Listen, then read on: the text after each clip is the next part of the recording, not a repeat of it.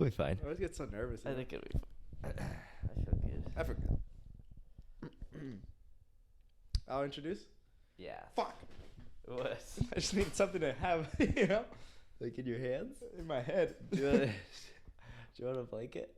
I have it right here in case I want it. Alright, we're rolling. One. And we're back We're back. here at the Cozy Show in the OG, Oh, gee. Only real ones are going to remember this one, dude. the little Cozy Garage. Well, Dude. yeah, it doesn't rhyme that as well as the cozy couch or the No, cozy that's castle, okay. but That's you why know we what I'm left. saying? You got to start somewhere, you know? You're with your host, Jaime Ornelas, and my co-host. Chris Mariska. We haven't been here in a while, man. Yeah. I think at least, 20 episodes, if that? Maybe Yeah. even more. Yeah, it's been a minute. Damn. Yeah. I think even more. Even more, I think. Yeah, fucking shit. For those who don't know, we were here. This is how it started. Here's a picture of our first podcast. It was roughly, 30-something minutes. Yeah. And we knew we wanted to make a podcast. We didn't know where. We didn't have our own place or anything. We still don't, but, we didn't have that Yeah. much accessibility to private rooms. So we said the garage was the best bet. Yeah.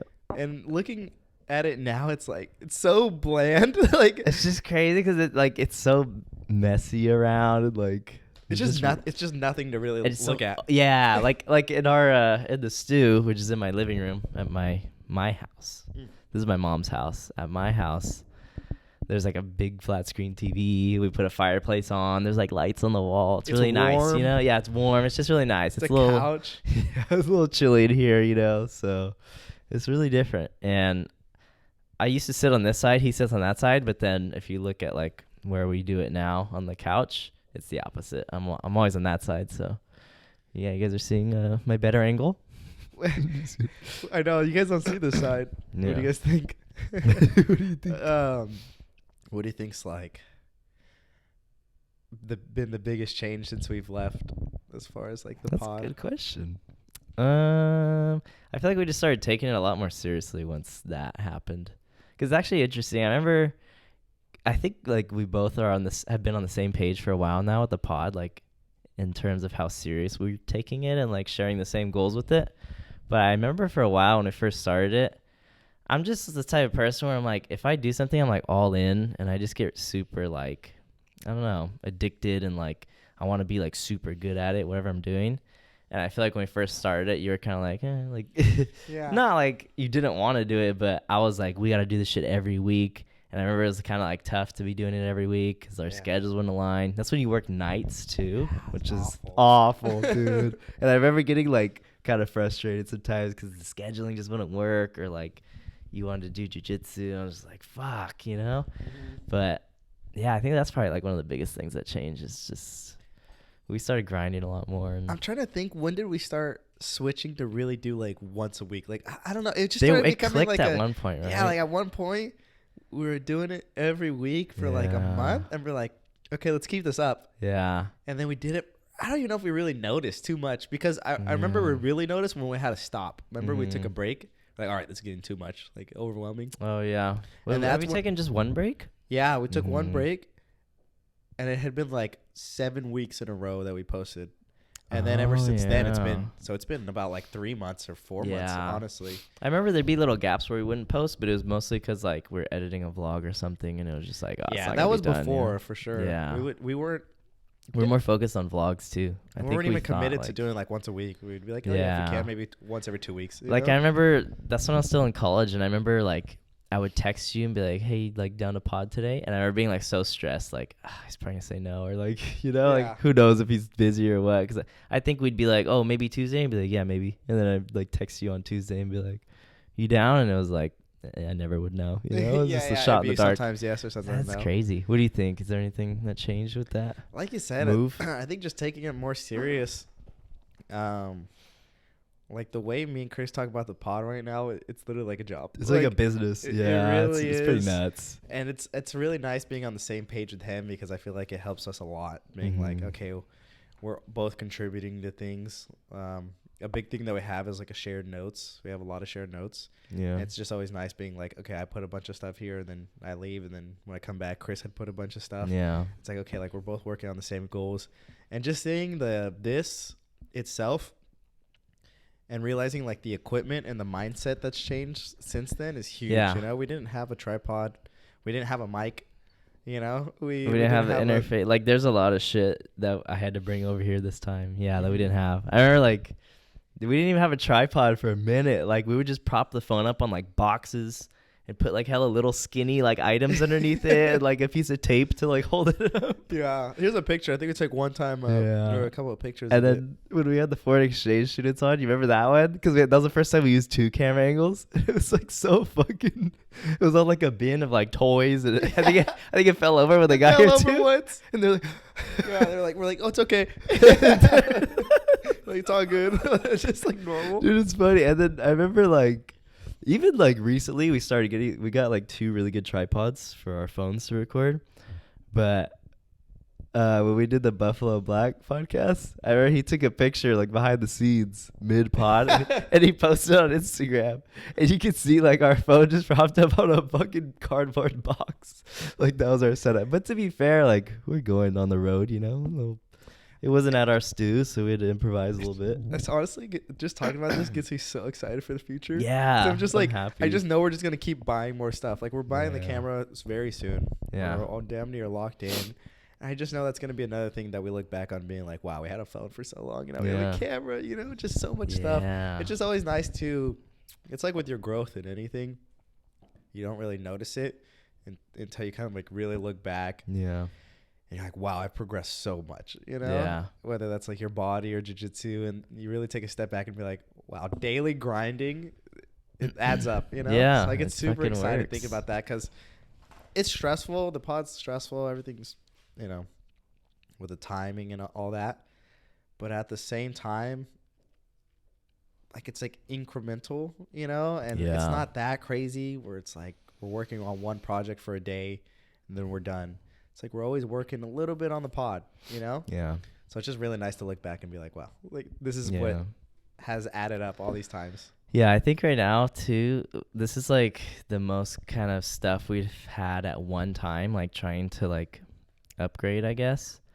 And it gets like pretty hectic, but then I just try to remind myself, like, just try to enjoy the process, you know? Because like it's not even possible to like do all these things at once. So I can't get too like, you know, anxietied up about it. I gotta just kind of enjoy the growth and like where we're at, you know? Because it's like, imagine if we just fucking jumped up like 10 fucking levels with no like slow grind to get there. It'd be like, it wouldn't even feel like worth it, you know? Like you wouldn't be that satisfied. You have to give a lot of yourself, you know, too. Like everything you had, you wouldn't even appreciate or know how to work anything, you know, really.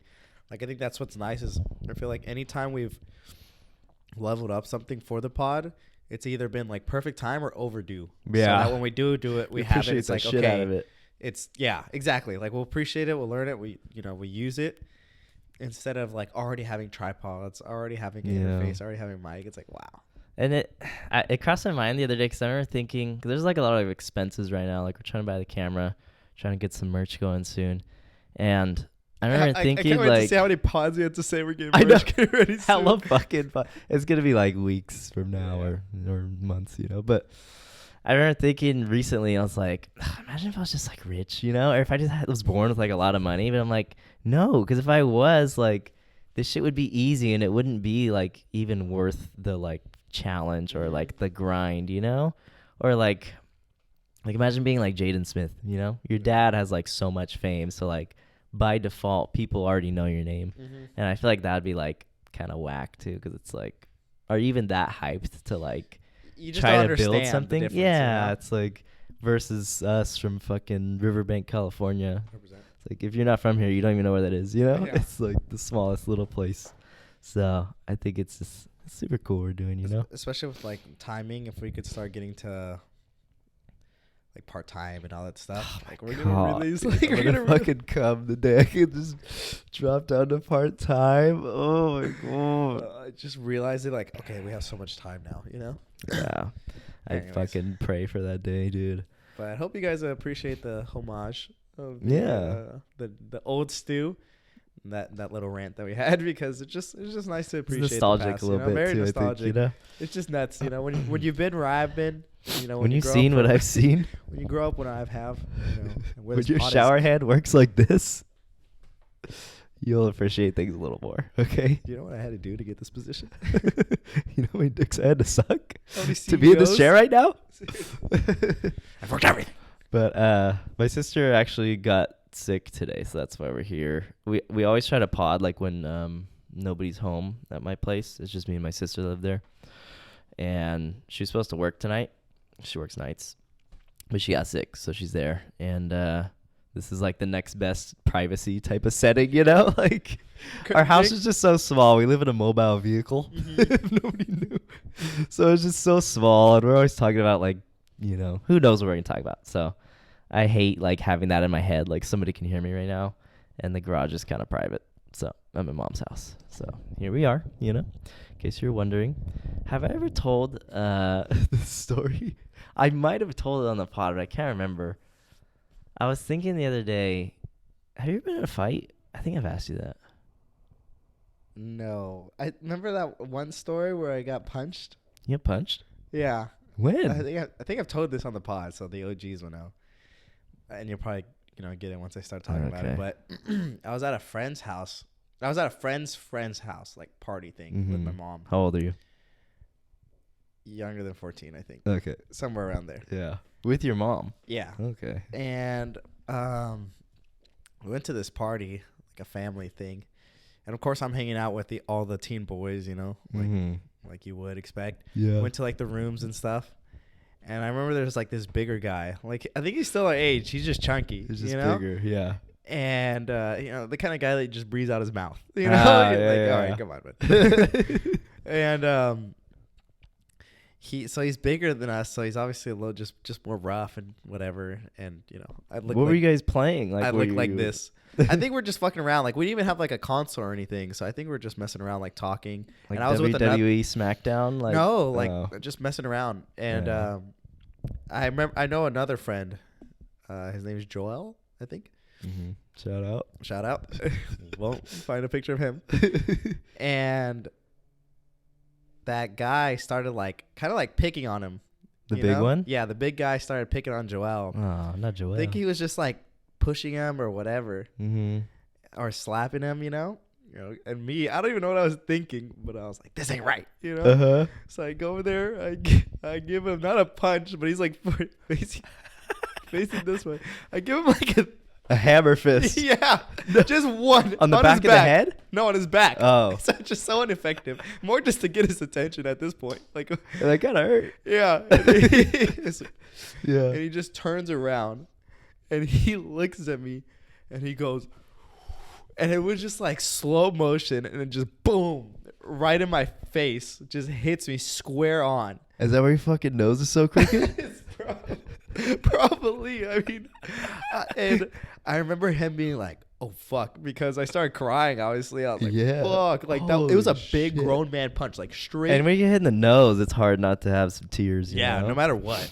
Yeah. And I remember he tried to play it off "Oh, I didn't mean to hit you at the face. I meant to hit you lower or something." I was like, "Fuck you," but I didn't tell anyone. Of course, even my mom, who I told everything to. Mm-hmm. I was like, "Oh, I fell and I hit the corner of the bed." Fuck.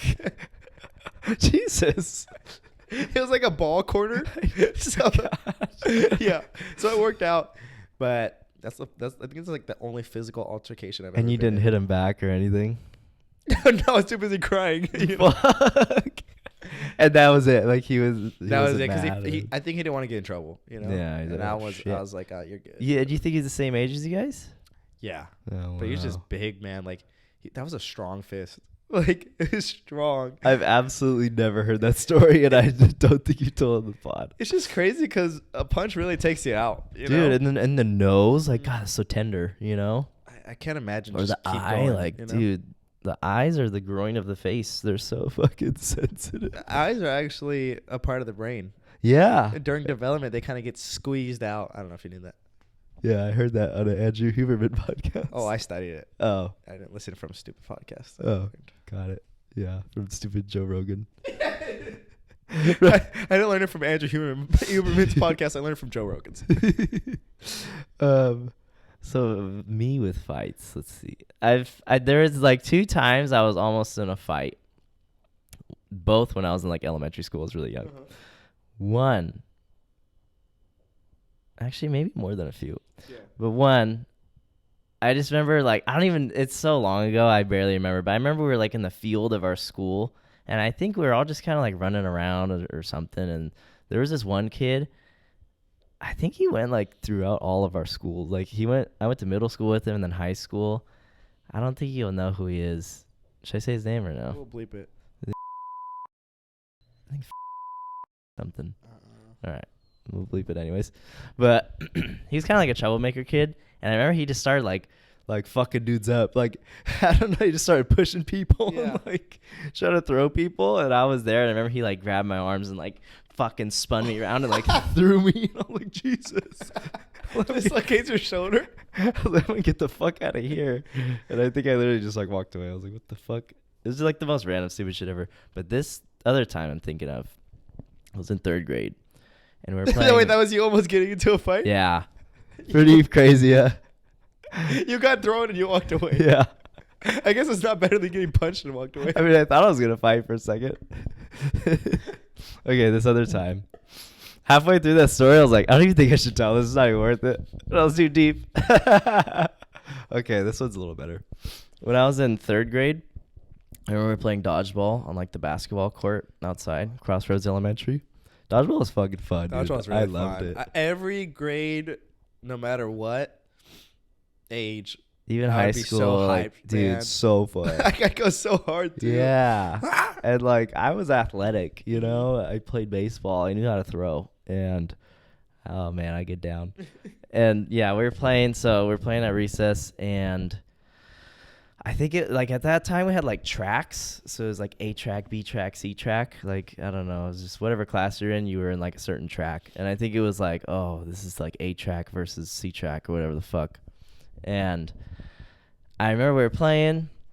I remember somebody threw a ball and it, like, bounced hella far out of the court. Like, it rolled hella far away. And I ran to go get it. And so, like, nobody's watching me, right? Because dodgeball, you're very engaged to what's in front of you. So I ran to get this ball. And I'm running, like, hella far back to the court. And I fucking remember I just, like, dude, I threw this shit as hard as I could towards the C track. Like, and nobody would see it coming, right? Because I'm of the side. And I threw the fucking bullet, dude, like, so hard. Like a D1 scout's watching you. Yes. And it hit this kid, Anthony Mercado, in the fucking head. You probably don't have to blur that because I don't even know where he is now. It hit him straight in the fucking head, dude. It was a fucking line drive. And it hit him straight in the head, and it fucking flew. And this kid had, like, a temper, dude, and I knew that, and I was a little scared. And, like, he looked immediately and saw that it was me. You hella trying to hide, like, Exactly. And I got back on my side of the court with, like, all my classmates and shit. And like nothing happened. yeah, You and he's, like, stomps over, dude. It's like a movie, like, power walking, but he's, like, stomping. Like, it was so vivid. You're so scared. I was so scared. So, like, dude, it's happening. Because I used to always think, like, what am I gonna do if I get in a fight, bro? I was so small. Like, imagine me, but just so long ago. Like, I'm tiny, skinny, you know?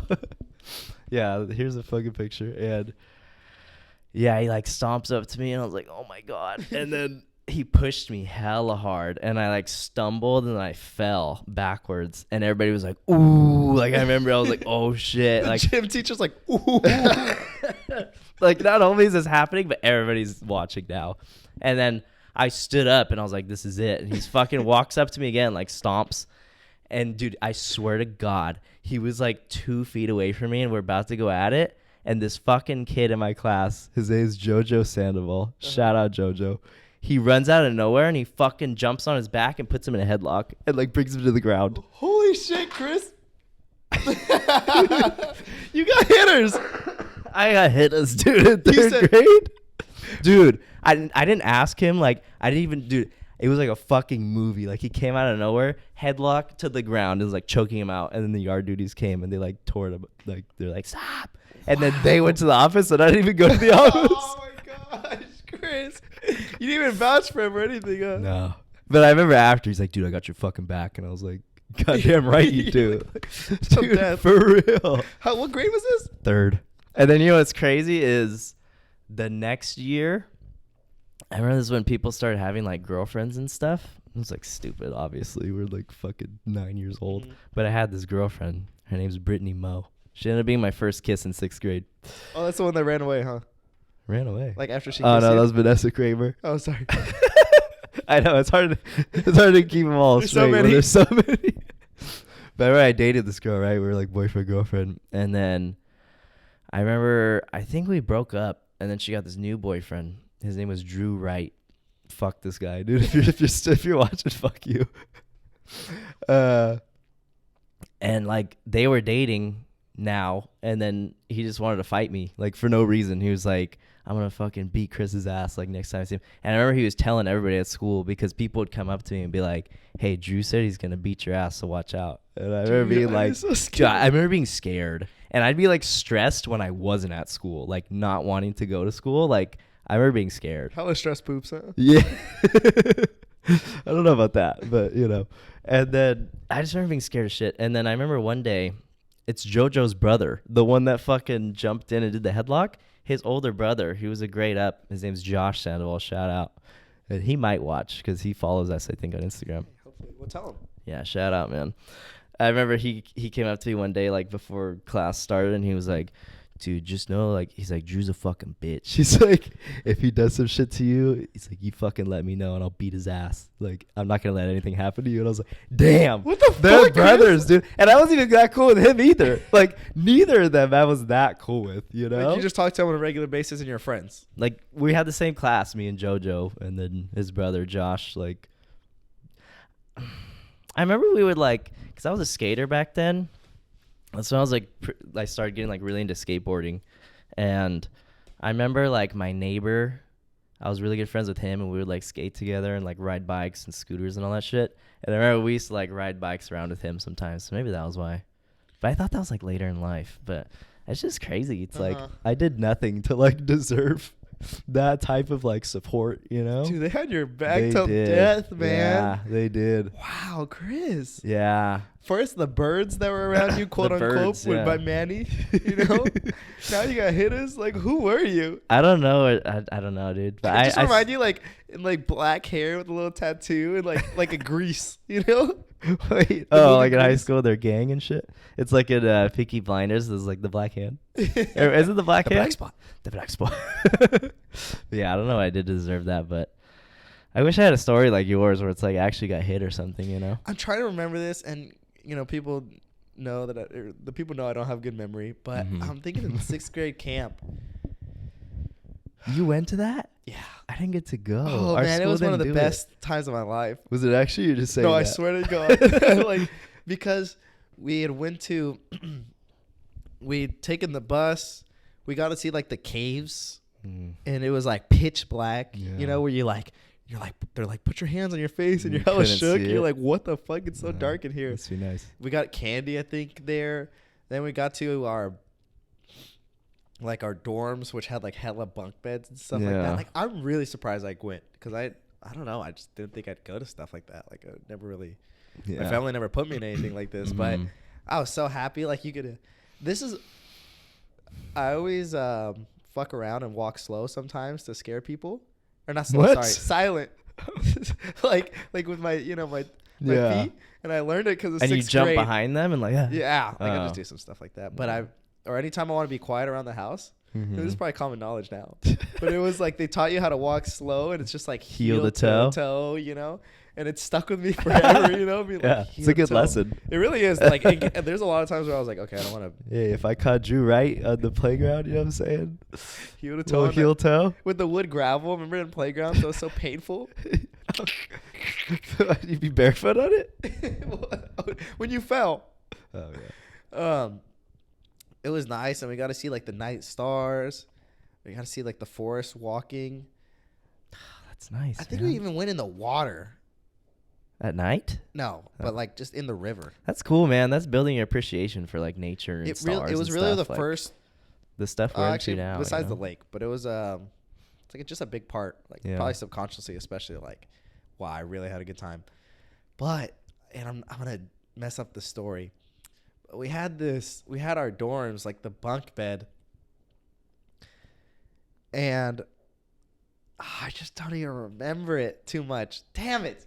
because I remember there was an altercation between me and a guy. Oh wow. I think he pushed me. Oh. And I think it's because I kept laying on his bed, or he kept laying Sounds on like my. something you would do. He kept laying on my bed, so I would lay on his, Oh. or something like that. And it got to the point where like it got like pushed back and forth. And basically, I just lost my recess for the rest of the trip. I just can't remember. But I was Remember what happened? I was so pissed, dude, because I ended up having to fold clothes, which was cool. I mean, I think I was talking to the ladies, like the older ladies, and like, you know, I'm a peaceful kid. Like, I'll make do. But I couldn't have recess, and that was like 4 days left into the trip. And I remember I would have to fold these blankets after they got out of the dryer, so they'd be like shocky and stuff. And I was like, Jesus, No way you got in trouble for that, not him, right? He didn't. Yeah, he had his I recess. don't remember why. Yeah, I think he lost his recess too. Oh shit. We were both fucked. His name is what's his name? Zach. You know, Zach Rummerfield or something. No fucking idea. He's tall. I think he didn't Did go he to high school. Maybe he went to Glick, I think. Yeah, one of those. Yeah, sorry, that was a spotty story. It just Yeah, popped in my head. You know. You know what popped in my head when you said the painful bark thing? I used to live like at my old house. We lived like right down the street from this park, and like I grew up kind of like not a wild child, but I would just do like crazy like daredevil shit. Like I grew up skateboarding, but even before that, it's like me and my friends would go to this park and like jump off the top of the slides and shit. Like, and even in like school, like in elementary school, I remember we would do like, you know how you play horse in basketball? Like you shoot for different spots and letters. That's a game. You play skate with skateboarding. Like you do a kickflip, and if they don't land it, it's like S, and it spells out skate, you know? We would play like, I don't know, we called it like trick or something. Like it's probably super not creative, but I remember in like elementary school, we would like do like a 360 off the top of the like rock wall just onto the ground. And it was like whoever did it, dude, like I don't know what the fuck I was on. Chris, you're so less cool now, huh? I know. Chris overthinks. I was thinking that. Chris overthinks eating ice from an ice tray. I was thinking that, and that's like a topic I want to like talk about in a little bit too, if we could do that, how I've changed. Because I went skating today for like I don't skate that much anymore, but I grew up skating for like so many years. And I'm just, yeah, we'll get to it. But anyway, so I used to do shit like that. And I remember we were at the park by my house, and there's a slide. It just curved up like this, and we would like run up it. We'd run, jump on the slide, couple steps up, and like jump off. Like, but there was like a big lip, so like you had to jump over this like edge that would keep you from not falling off the slide when you go down. And I think there was a girl there too when I did it, dude. I think it was one of the neighborhood girls that was like around us. But I remember I like ran up it. I went to jump off it, and I like clipped my foot on that like lip. Dude, it's probably like a 3 to 4 foot drop, and like I fell face first into the park, and I scorpioned so hard. Like, dude, the epitome of a scorpion fall. Like that's what it was. My back hurts so bad. And dude, my face went in the bark. I had so much bark in my mouth.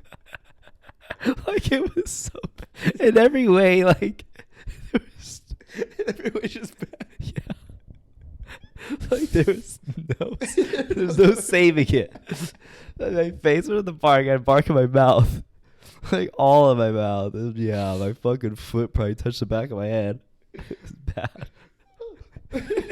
Just keep imagining your little self all folded, and you just coming up with bark. And then my friends just started laughing so hard.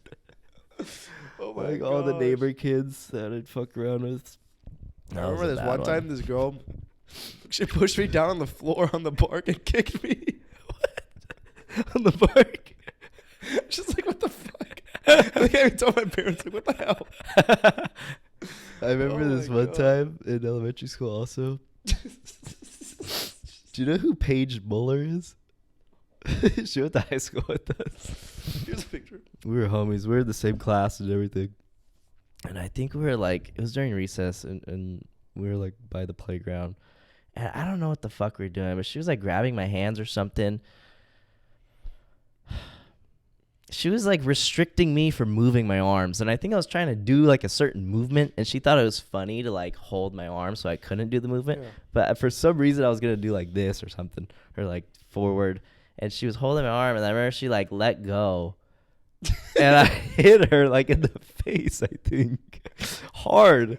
And I remember she just laughed, and like she knew it was an accident, and I was like, oh, dude, I'm so sorry, like I didn't mean to do that. She's like, I know, don't worry, like I won't tell on you or whatever. And she fucking told on me. And we were friends. And then she told on me, and I had to go to the fucking principal's office, dude. Wow. And that's the one and only time I ever had to go to the principal's office. And I was so fucking scared, dude. Like, I just remember, because we would have like our like lunch recess first, and then we'd go inside the cafeteria to eat lunch. And I remember it was while I was eating, like the yard dude was like, hey, come with me. And I was like, fuck.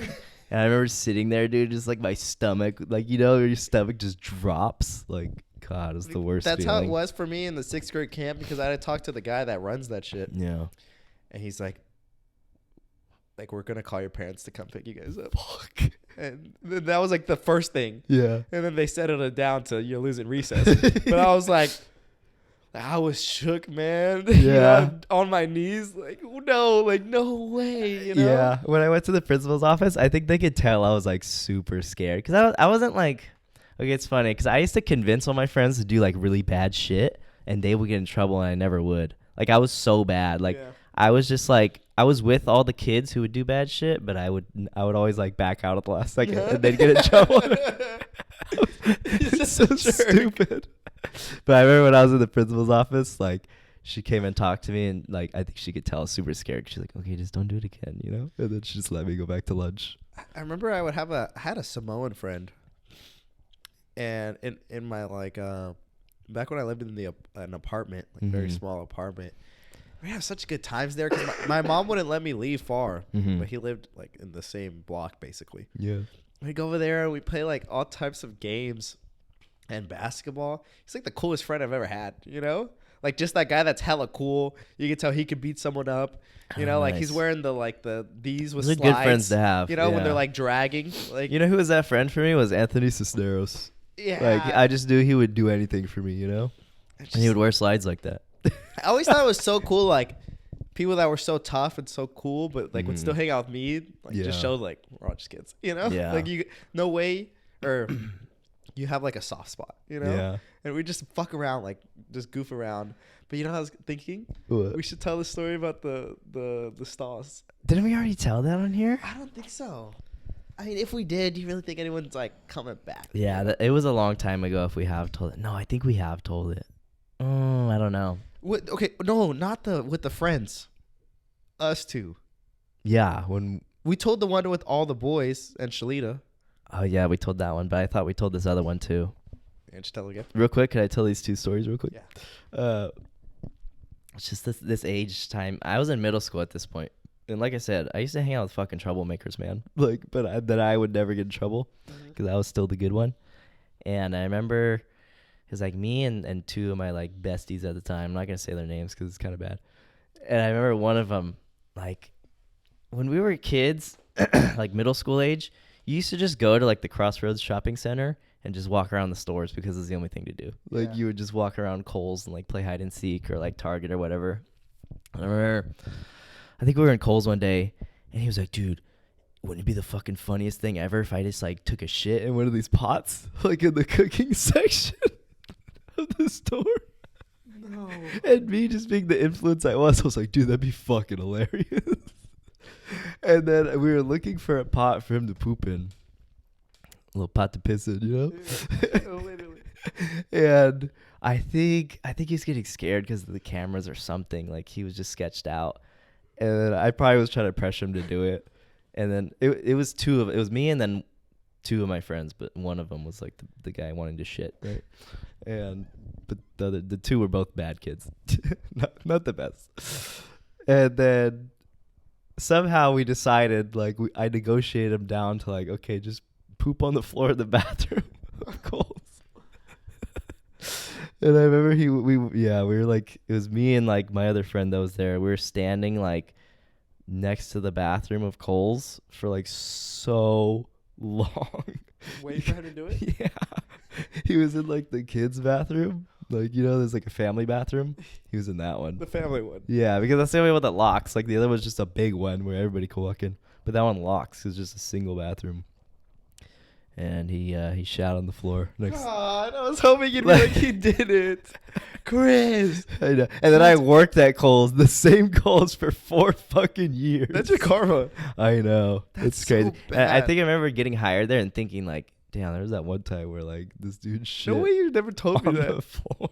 I just remember that time. There's always times when we'd find some shit on the floor at Enox. I swear. Yeah. I remember a couple times. I remember one specific time there was just literally like a piece of poop just on the floor, like in the stall. And I'm like, it's either there's someone no excuse for that. special ed or you're just fucking around. You know. But I was thinking, or like very rarely, like maybe you really had to go, just couldn't make it. But like I doubt it. I doubt you know, it. You made it that far. You made it that far. Oh, and then man, this Chris. same friend, I remember we both had like, do you remember like the hype? I don't know if you were cool enough, but like there was a hype around fixies or like fixed gear bikes. Do you know what those are? It's that right there. It looks like a, like, you know, the guys at Spandex who ride those bikes, like a road bike. It looks like that, but it was like a trend where it was like cool and you could ride backwards on them and stuff. I could show you sometime if you want. But me and this friend, the same one who pooped in Kohl's on the floor, we both had fixies. And I remember we hopped the fence. Somehow, we hopped the fence and got our bikes into my old elementary school, Crossroads Elementary. And we were riding around in there. It was like on a Saturday or something, so nobody was there. And then he had to shit again, right? And I think I convinced him this time as well. I convinced him to poop in like a Nike crew sock, like the high ones like this. And he pooped inside of a Nike crew sock.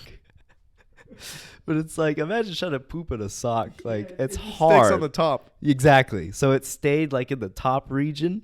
And I remember he threw it like against one of the doors to the cafeteria and it just like splatted. It was really gross. Chris, what is up with you? Dude, this was my childhood. And that's like, bro, I'm telling you, like, it's kind of crazy that I am the way I am now because I used to be a delinquent.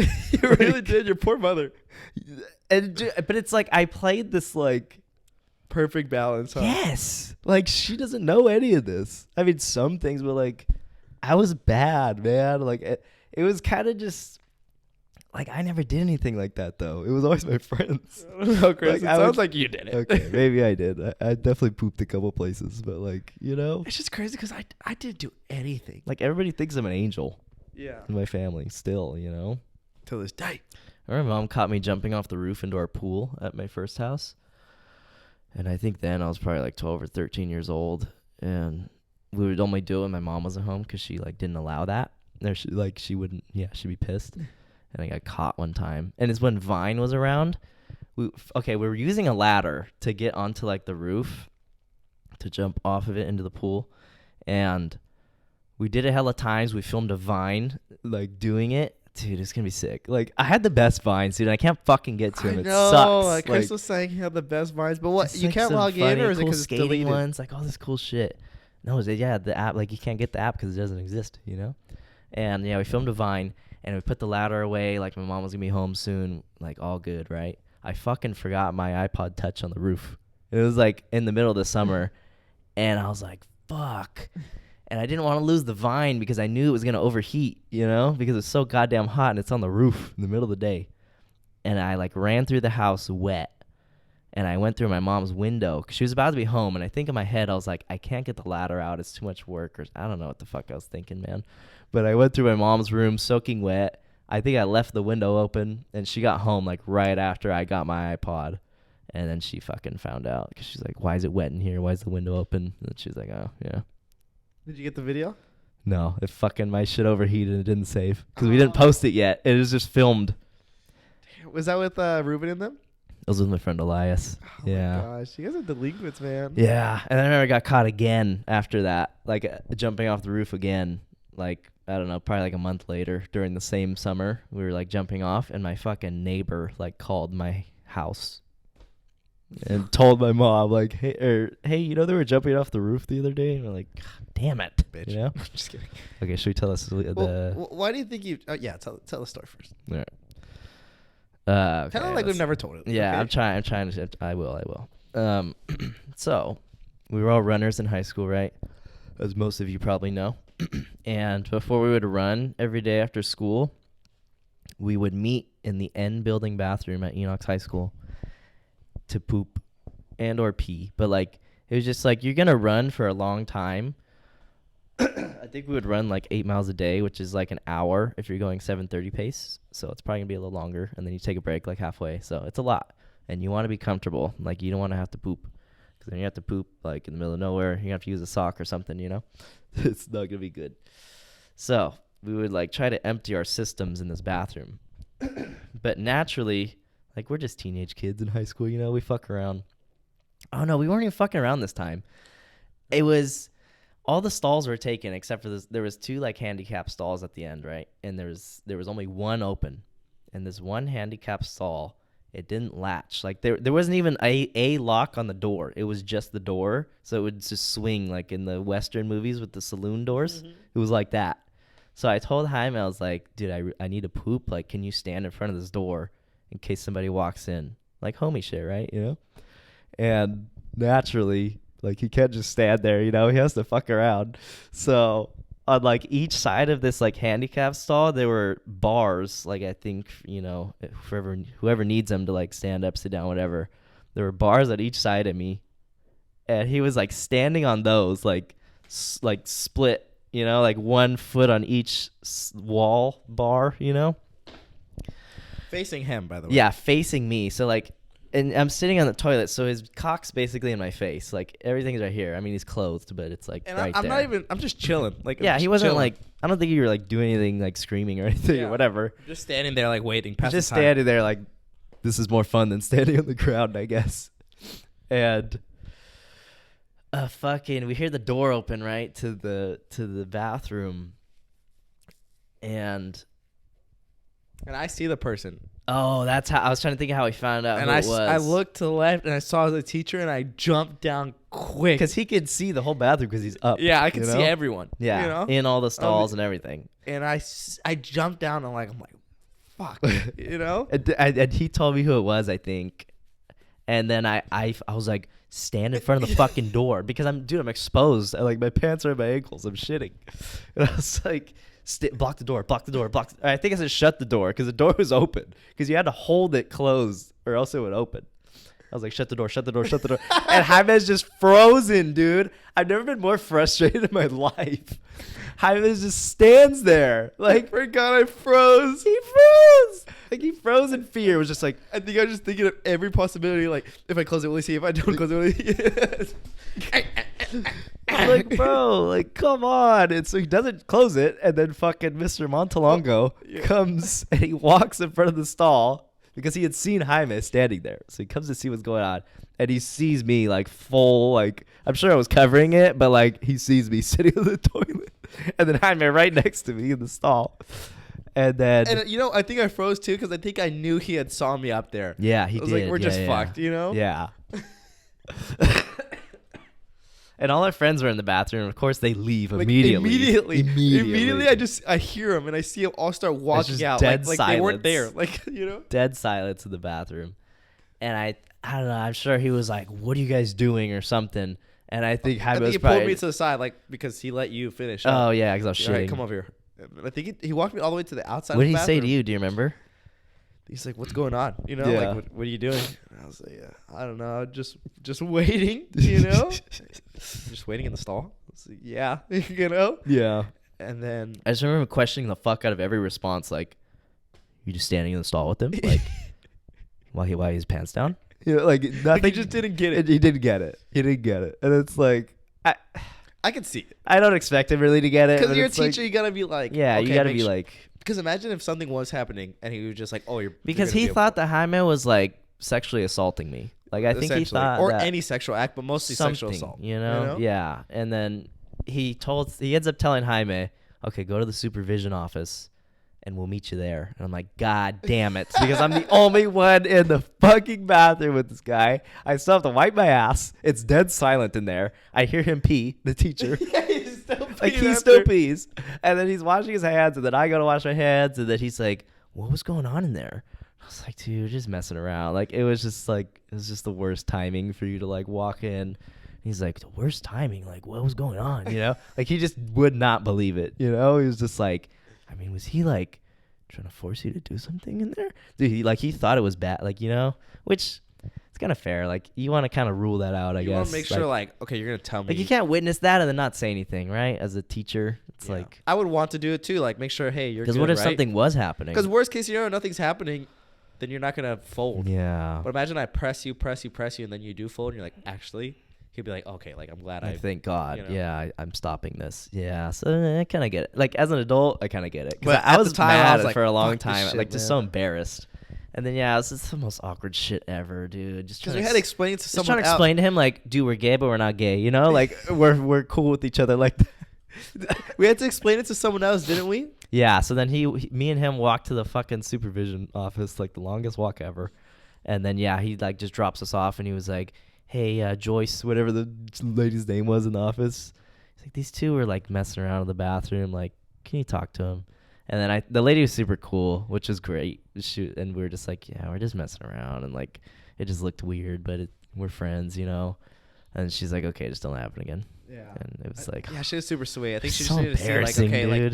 like, I'm like the comfort character. Like, Yeah. I need you to tell me if something's going on. Yeah. You know, please, like, trust me. Like, just tell me if something's going on. And they were like, nothing's going on. She's like, okay. You know? Yeah. Which, I mean, I could see how they would want to keep pressing us even after that. Like, are you sure? Because, Like, check up on you maybe after a week. Like, or what if something. you're bullying me and I don't want to say it right then, you know? Yeah. But yeah, there's no problems after that. So, but that was something. It was so embarrassing, man. But okay, I wanted to talk about, because I went skating today, right? I went to go skate. And I maybe skate like a few times a year, like not as much as I want to, but I don't know. Sometimes I'm just like, it'd be nice to go skate, and then just go skate, listen to my music, just kind of vibe. And I just get so nostalgic every time I go to like the skate park and roll around. I'm just like, because I've done so many things in my life, which is also crazy. It's like I grew up playing baseball for like a lot of years, but then I would like stop playing baseball and skate for like years and years. And I started snowboarding too for like a couple years, like all the time with my dad. He was still around. And and it's like skateboarding by far had the biggest impact on me, I'd say, because I just met so many friends, and like I would just skate every single day, go to the skate park, and like everybody was there, like the whole squad. It was like 15 of us, like so many homies. And like when you're just like skating like that every day and like out and about, you get so many memories and stories, and like you see so much crazy shit happen. I'm just like, wow, like, and when I'm not skating, like I'm never in that headspace, so I kind of forget like some of the shit that's happened, and then I get even more sad because I'm like, dude, I'm just so detached of like what was such like a big part of me, you know? So it's just crazy. But then, like I said, I was just into so many like other things too. Like there was running after that. And then now it's jujitsu, and like I have a podcast. It's just like, where does all this shit come from? You know, like it really be the Gemini in me. You know, it's just like all these different like, I don't know. Do you feel like you had that like growing up, like all these different kind of like things you were super into, and then you just start something else? I feel like there's big blocks. Like it was toys, you know. It was like big thing was toys. That was my life for a while. Then it was like video games. Then it was like running, you know? Yeah. Those are like the big things like that I did for a long period of time that had such an impact on me, you know? And like you guys know, like I had protective parents. Like I don't know, just all this stuff I didn't do. Yeah. Like I was never pushed to do, and I never was allowed to do, you know? I was Shitting in coals. yeah, like Yeah. I literally had a bike and I couldn't ride it more than a block. You know? It's Damn. like, what's the point of having a bike? That's like, Yeah. it discourages you from doing anything. It's like we wanted to do soccer, and she took me to one practice and then like never again. You know? Yeah. It's just like stuff like that where it's like, Damn. I'm not kind of allowed to just go and do anything, you know? But I feel you on the whole like detaching, and I guess that's just growing up too. Like you're not gonna remember a lot of these things, but it does suck when it did mean a lot to you. Yeah. You know, because it's like, damn, who am I? But it's just growth. It's just someone new. You know, it's like you can't. I mean, you could stay skating. There's no problem with that, but like you shouldn't feel bad for not really skating as much because it's like the way the world is. We only have a couple hours. You know, it's like either you're gonna stay skating or you're gonna do something else. You know. I think I just have this weird like. Not mentality, but like this belief that like I don't know, we just don't change as much as like we actually do. Like you change so much, and your interests change, and like who you're around is gonna change you. And I don't know. I always feel like I get stuck. Like I'm like, oh, I was like once like a shithead like that, you know, like doing crazy ass shit all the time. And now that I'm an adult and I'm like behave myself so properly, or at least compared to then, it's like. I don't know. I feel like I'm just like, who am I? You know, like how can I be that? And then now, because I still have like remnants of that in me, though. I feel like, you know, like, you know, we're somewhere and I'm just doing like the craziest thing. That's what I'm thinking. Like those small, like you, it's still in There's you. moments where it comes out, you know, like I'm skinny dipping somewhere, or like You're doing a jump off a high cliff. And you guys are scared, and it's like, why am I even doing that? You know, like remember that one time we were at Cleo's bath? It was like the fattest fucking drop off. With Andrew, you and Andrew. No, it was just. Did Andrew come? Was it with the tree? It was like the tree was up there with you guys? No, it was literally just like there's several like pools you can jump into at Cleo's bath, and like this was the lowest one. Like we were down there. It was when we went camping that one time, like this summer. And after that, it's like this giant like cliff, like you would die if you fell. And I like had to go to the edge of it, and I was sitting there, and I remember every single person that was there was like scared, like what the fuck are you doing? You know? I know what you're talking about. It's like I don't know why, but I just have that in me where I'm like, I just want to risk it all for like no reason, you know, just for the thrill. I mean, that's you though. That's nice. Yeah, it is kind of nuts though. Like you do start questioning, like, what the hell am I? Like, even just talking about the past. For those, you know, that you guys know, like I don't remember anything in my past. You know, like I don't know why. I just don't remember anything. I don't remember age or anything. So when I actually try to focus, like small stuff kind of comes up, you know. Like I remember kindergarten and playing the computer, you know. I remember that 6th grade story. Like I remember small things where I'm like, damn, like that's what memory is, you know. Yeah, I feel like I have really good memory of these types of things, but then I'll hang out with like some of my skating friends from like that era of my life, and they'll be like bringing up all these stories, and I'm either like, holy shit, I forgot about that, or I'm 100% just like I don't remember that at all. And it's like, wow, I wonder why that is, but I guess it's just like I was just young, you know. But you saying with like the protective parents thing, I was thinking that today while I was skating, and I was like, it's kind of crazy like the freedom my parents let me have. Like they would just drop me off at the skate park, and I'd be there like all fucking day, and like just being in like the skating scene like that, you're just exposed to like so many different types of people. And there were so many people that were like so much older than me there, you know, like like our age now that were like skating there, and they were like my boys, you know, like we were all cool, but they would like go out and like drink all the time and like always talk about like their party stories. And like when I started skateboarding, I was 9-10 years old, and I remember just like smelling weed all the time. And like for a while I didn't even know what it was, like what the smell was. And I remember somebody was like, oh, it smells like weed. And I was like, oh, that's what it smells like, you know? But it's just like, it's crazy also just the choices you make. Like, because I could be just like the fattest fucking stoner, because that was always around me at the skate park. Like, you think someone's going to say no? Like, hey. Dude, they would want me to. And I'd be like scared. I'd be like, no, dude, I can't. Like, I'm scared, you know? But like, it was offered to me like every day. There was always a joint going around. Like, it was crazy. I could have smoked like all the time, but I just didn't, you know? It's like, I don't know. So it's like, even for as much of like a kind of crazier kid as I was, I guess I still had like the morals that I do now, because I knew it was bad for me, so I'd be super scared to do it, you know? And like you said, like I've had opportunities to kind of do bad things, you know, kind of growing up. Even how protective my parents were, there were still moments like that. Yeah. You could be like doing something.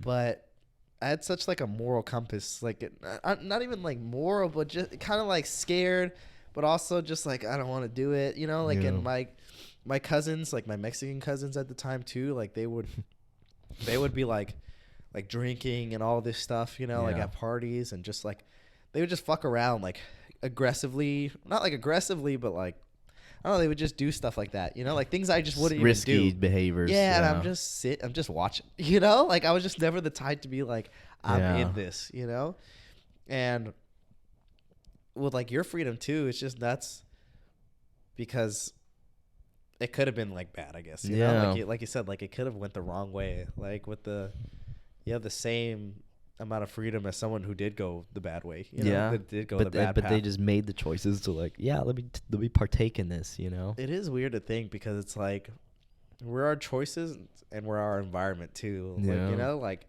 you judge so many people for like how they are, but I'm like my coworker, he got suspended recently. Oh yeah. Like due to kind of like an altercation. Wow, like, nice transition. you know, due to like a vocal altercation with another coworker, basically.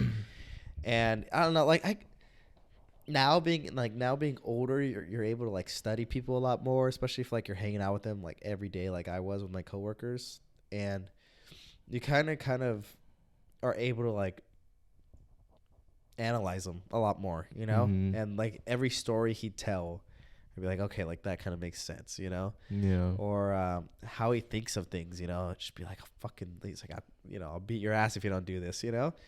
And I'm like, you've used that so much in your life, like it makes like sense, aggression and shit. like to get what you want in a sense, because it's like that's the only way you know how, you know. And I know he's had like a rough childhood. He's like been smoking since fucking he was young, you know. Yeah. Like he's seen some shit since he was young, and I'm like, and his parents died early, and I'm like, damn, like your environment didn't help you. It's like it's even if you went against against the grain, is that what it's called? It's like that's the minority. Yeah. Like, you know, 1 in a 50 are gonna do that. 1 in 100 are gonna do that. So it's like that's just gnarly to think about, because we could have just been anyone else, you know? Yeah, we really could have. It's crazy. Speaking of kind of like altercations or like, you know, a little bit of drama in the jiu-jitsu world. Another transition. Something that happened real recently. And okay, if anybody's listening like from our gyms or like, you know, the jiu-jitsu community, I'm not trying to talk shit here or anything. Like I really just want to vent about it because I feel very awkward about this situation. I'm trying to think of how much detail I should go into things, you know. Like should I even say like the gender of the person? Because that narrows it down. Well, now with the gender, it's like Now they know. you know, Fuck. All right. Anyways, fuck it. I'll just say it. as a gal. As a gal. So, yeah. Our gyms, we go to different jiu-jitsu gyms, but they're like affiliates of each other. So they're like under the same name, but they're just different locations. But like we have like the rights to just go back and forth to whichever gym we want, right? So I was at Jaime's gym on Saturday at a little open mat. That's pretty much where you could just pull up and just roll with whoever you want. And it was like towards the end, I was pretty tired, so I wasn't really like seeking people out. I was just like sitting on the wall because I was like, fuck, like I need a minute, you know? And I'm really bad about saying no, though, when people ask me. So this gal asked me, she's like, hey, do you want to roll? Well, first she said, are you spazzy? Which, like, as a white belt, that means, like, a white belt's the first belt in jiu-jitsu. So you're, like, pretty unexperienced. And they have, like, a reputation for being spazzy, meaning, like, you, like, freak out or you go super hard when you shouldn't. And, like, you might hurt people on accident. So she asked, are you spazzy? I was like, no, because I don't think I am very spazzy. Maybe at times, but I don't think I'm overly spazzy. She's like, okay. She's like, do you want to go? And I was like, sure. So, and she's like a higher belt than me by a few. So lots of like respect there. You know, she knows what she's doing. She's been in the game for a while. And first things first, you know, when you start to roll, you do a little like handshake thing and then you go, right? Once you do this, it's on, right? Whoever's going to take them down, you're either going to take each other down or you're going to pull guard. There's 2 options, pretty much. And I go off of the stance usually. Like if depending how their legs are stanced, if they're staggered or if their legs are like parallel, I decide what I'm going to do. And I see that her legs are parallel. So I say, you know what, I'm going to go for a double leg takedown. And I shoot it. And I get it. And I take her down. And pretty much like we just had a good roll. She's higher belt than me, so she submitted me a few times. And after she was like, "You're really strong." And I was like, "Well, thanks. You know, nice compliment." And then fast forward like a couple hours after the open mat, right? I post a reel on Crime. It was this one. Like hormones? I think one of them was like lipids. Like shit like that, like your counts of things, you know? Okay, But they're all like abbreviations, so I was like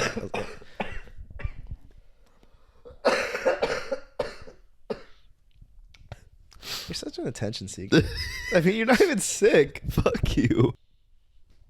And it's me like coughing right during the pod. I don't even think I was really sick like when we recorded that, but I was like a few days after being sick with like a bad cold.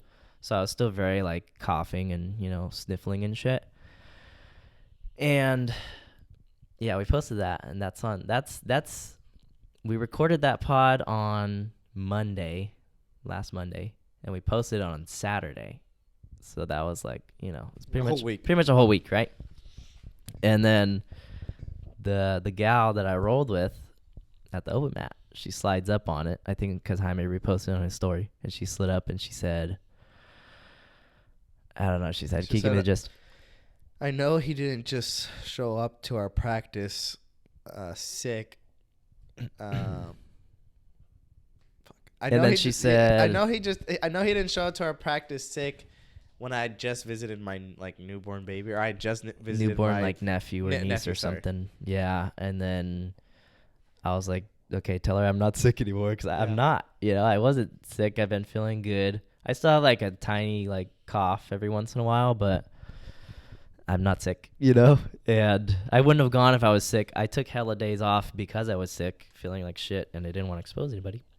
Last week, before that. Yeah, but he still went to a lingerie party. I did do that. So, hey, I'm totally to blame for that one. Okay, that was selfish. But here I wasn't sick. I got someone extremely sick. And it's debatable, you know? Kidding. May or may not have. But, yeah, so she said that. And then Jaime was like, "Oh, that was a week ago." And then she fucking responded like, I said that was a week ago, and I was like, "Can you pull it up?"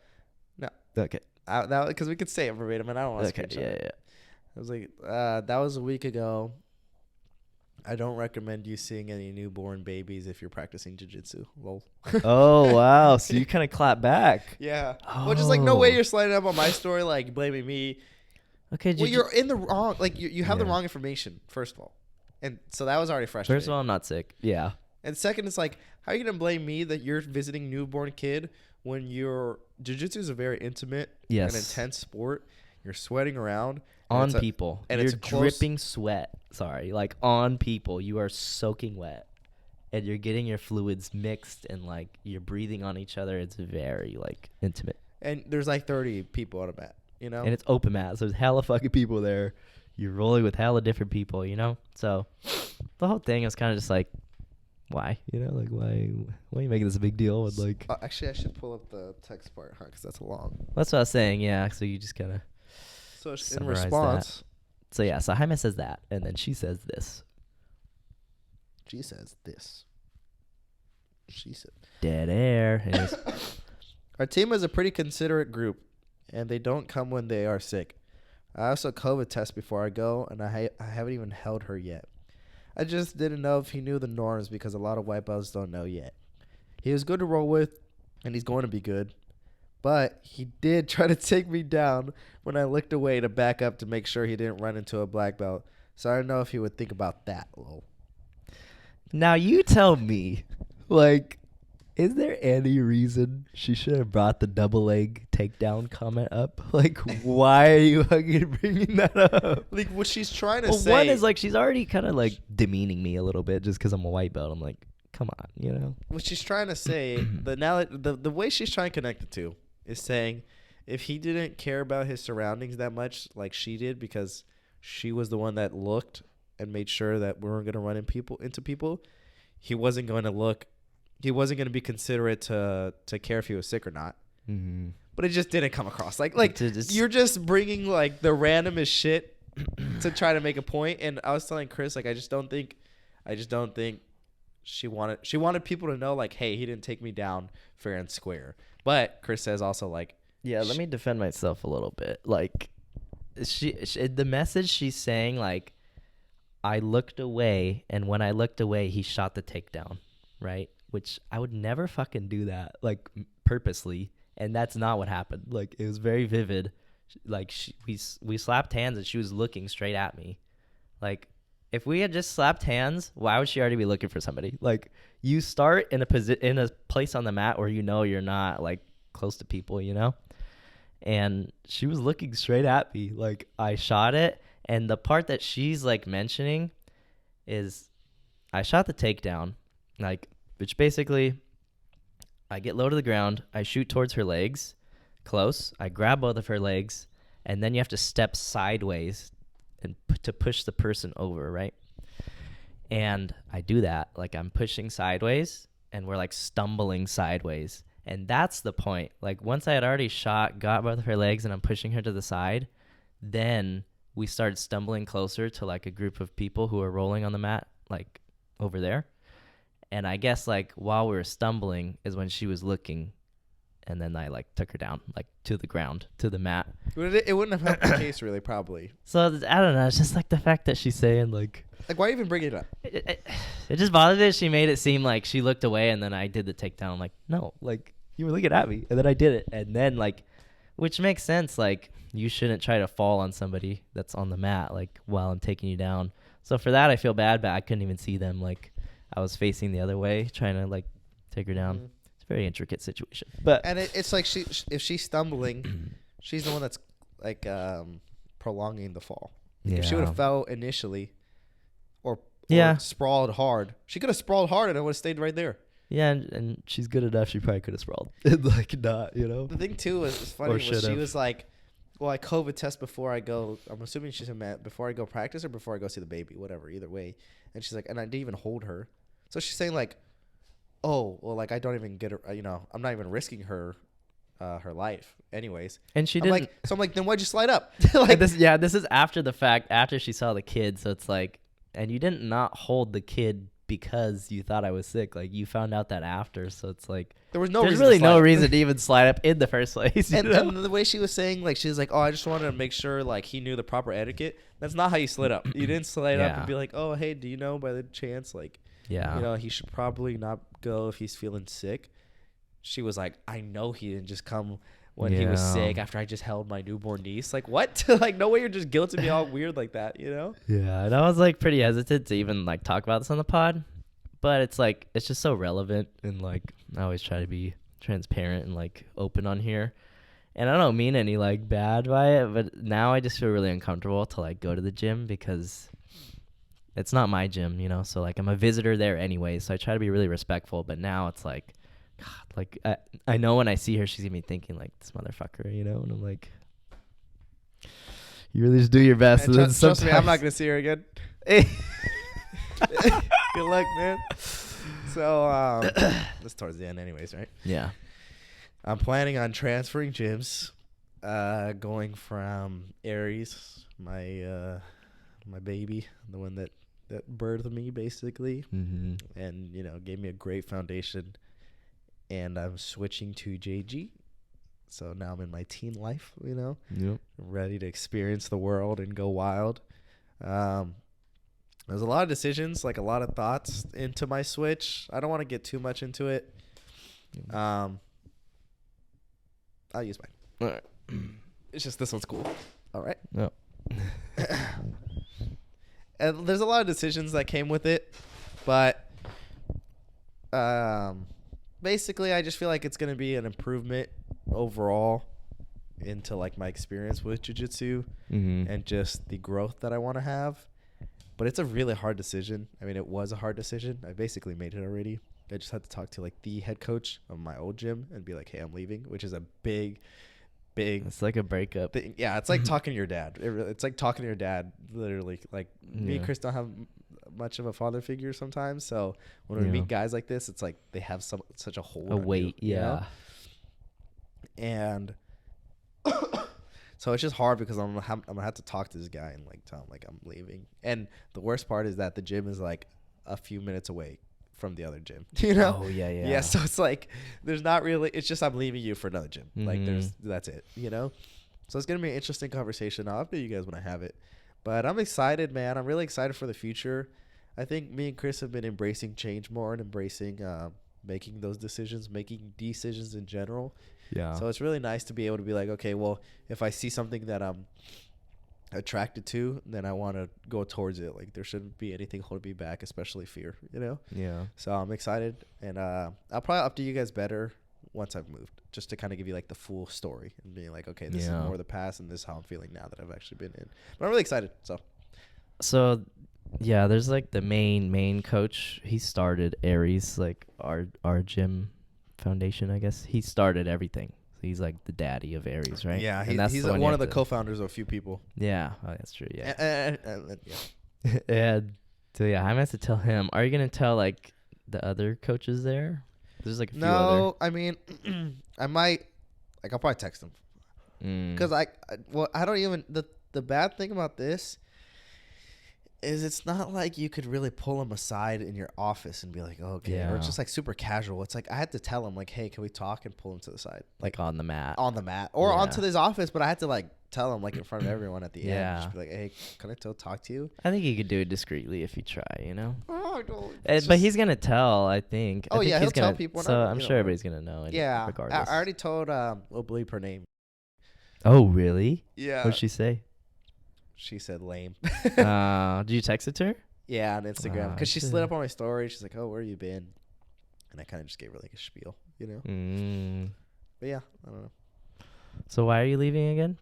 Like more in depth? You're saying? For me, it's like JG has a lot of opportunity to grow, not in just jiu-jitsu. I think our Aries jiu-jitsu is like top notch. I think my head coach is great. His techniques are great. However, I think like the attention and like the commitment to teach the students isn't 100%. And I think at JG it basically is like you're going to have someone that's there like consistently and attentively. I also think like the support off the mat and like the community aspect of the new gym is going to be better, just based off what I've seen of their other gyms.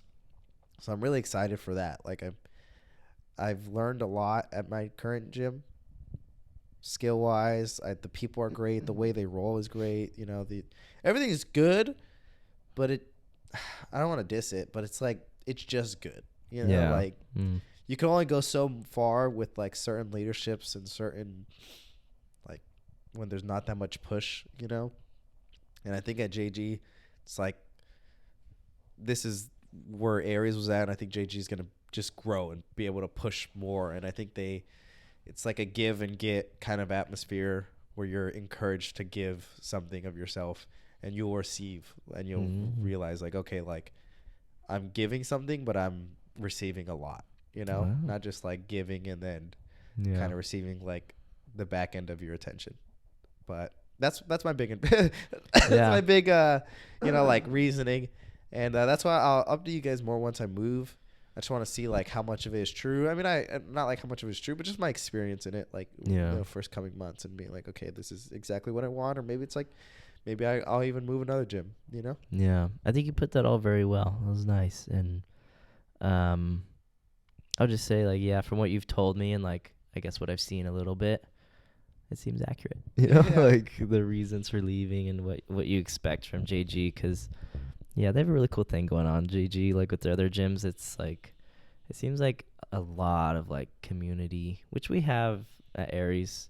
I'm staying at Aries, by the way, but which we have at Aries, but like they just go hard, man. You know, like it's like they're like a family, and they do a lot of stuff outside of jiu-jitsu together, which is cool. And I think you have something to look forward to. So I'm excited. I feel like the tension for you though, like to tell. Daddy Samir, the head honcho at Aries. And when's that switchover happening? They're supposed to open up March 1st. That's what I've heard. So it should be within the next 2 weeks. I had to tell Papa Samir. You know? And you're about to compete too under the name of Aries, which is kind of crazy. And JG, I haven't signed up, but I'll probably switch it to JG before. Oh shit! Yeah. Really? It's crazy because if I win, I'm gonna be like, who do I think? You know? Yeah. It's like I just signed up, you know? Yeah. Holy shit. But it's gonna be interesting, man. It's gonna be real interesting. That'll But be interesting. do you have anything else? I have a topic, but it's really random. Should I say it? Yeah. So I was thinking about this the other day. If say you like met a girl, and like you guys aren't dating or anything, it's kind of just like you met her, you guys hit it off, she's really cool, and you guys are kind of like, you know, you hang out, but sometimes you have sex, right? Imagine she has an OnlyFans, and she wants you to be like the penis in her content. Would you do that? You know, I used to always be like, be like, fuck it, you know? But the more I think about it, just like, do I really want that out there? You know? Yeah. Just right now, especially, it's like, if anything, I'm going to do it for my own gain. Yeah. You know? But even then, I don't even know if I want that part of me out there. Just because I already know I'm giving so much of myself on the pod. Yeah. I'm like, maybe there's some things I should hold sacred. Not like sell out. I'm not saying like sell out, but more just expose myself. Where I'm like, I can't really get that back. And I know this sounds like, I don't know, like traditional or weird. But it's also just like, I don't know, like I'm giving out so much of my life. Like I give you guys a lot of my time. I give you guys the truth of everything. Yeah. I don't hold anything back. So I'm like, maybe I shouldn't give everything. You know, maybe there's some things that are sacred, you know? Yeah. That's well put. Because it's true, man. Yeah. Like, I just told, like, about that little, like, drama with me. And that was today, like, and it's still very... It's so fresh, and I'm scared that I'm going to go to that gym, and now having said this, that, like, people are going to know, and they're going to view me, like, differently, or be, like, going hella ham on me or something, you know? Mm-hmm. But it's like, yeah. Crank that armbar. Yeah, I know, dude. Fucking give him a couple pops. But, yeah, I don't know. I don't know if I would do it either. I want to say yes, just to be like, fuck it, like I did that, you know. I'm like a big experience person, you know. Especially at this point in my life, I'm like, I like to make stories, especially like for the pod too, which is nice. Did it stop recording? Okay. I just love doing things for the experience, like being able to say I did it, you know. So I'm pretty tempted to like do it.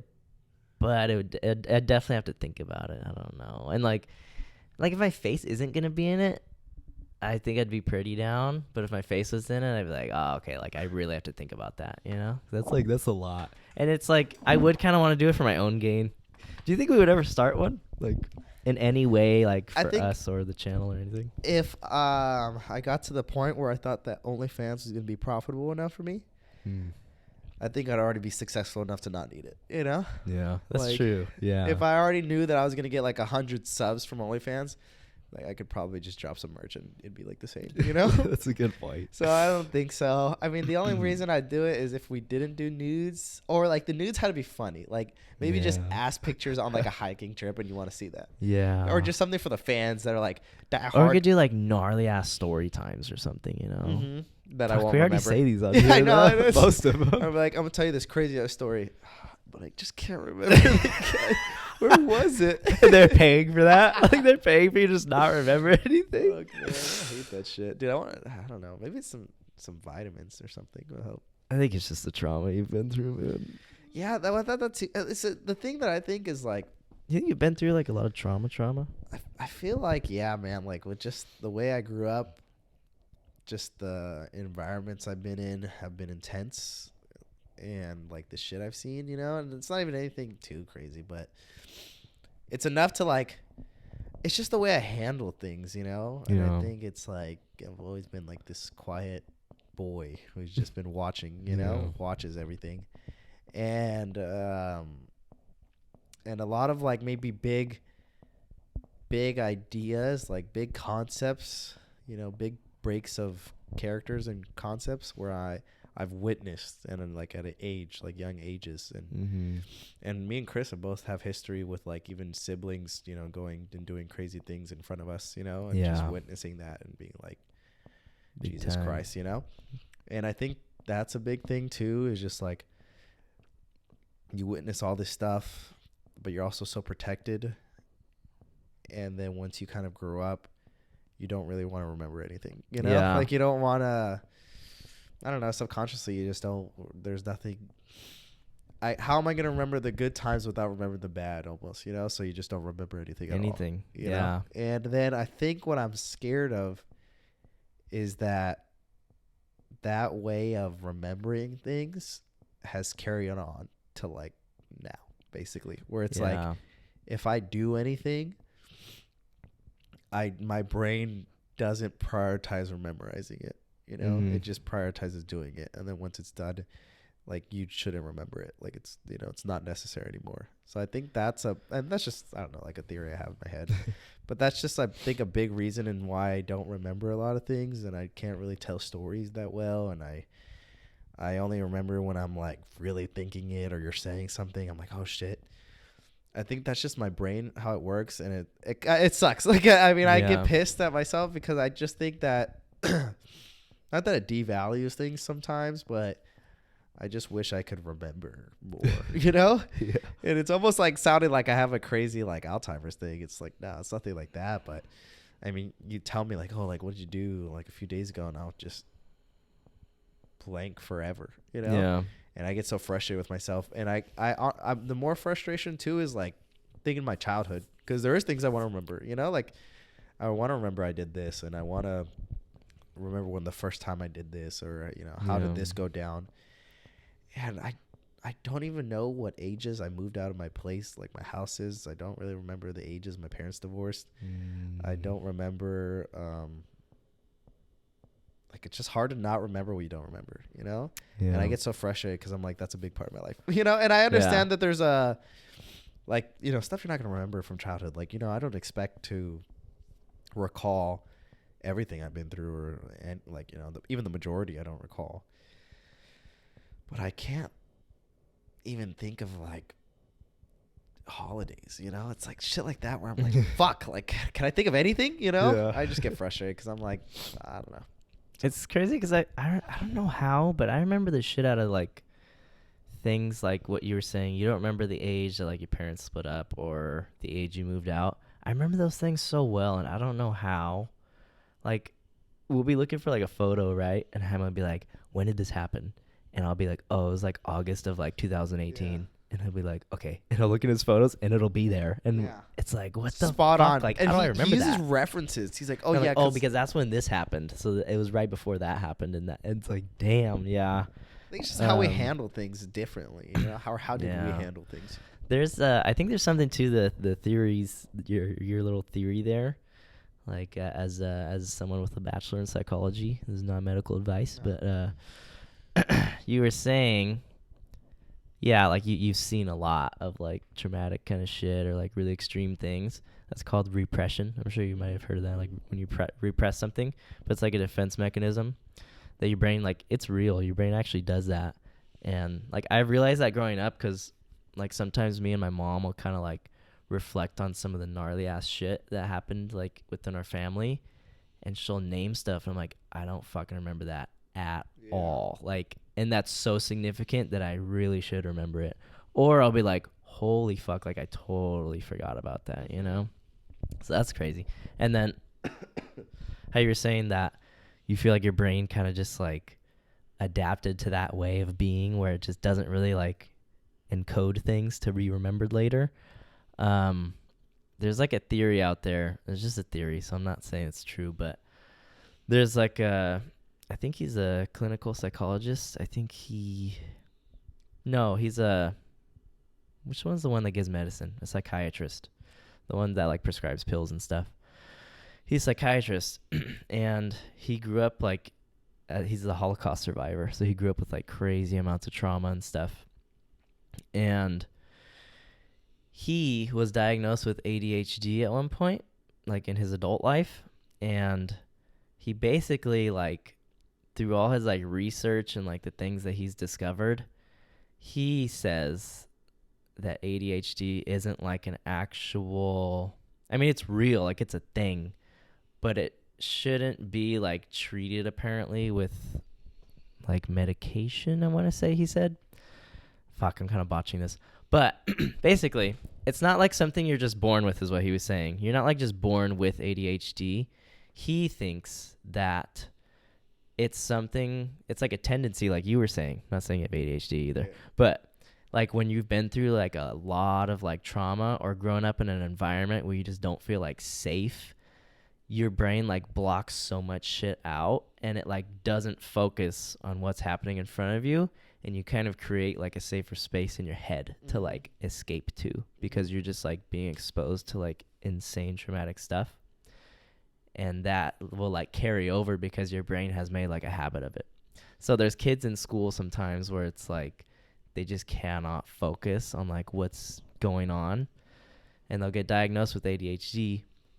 And a lot of them will like have come from backgrounds where they're always exposed to like really crazy stuff. So it's kind of like this big like tendency or like habit that your brain makes that was like helpful in those times, but then it's like super unhelpful in like so many other aspects of life, you know?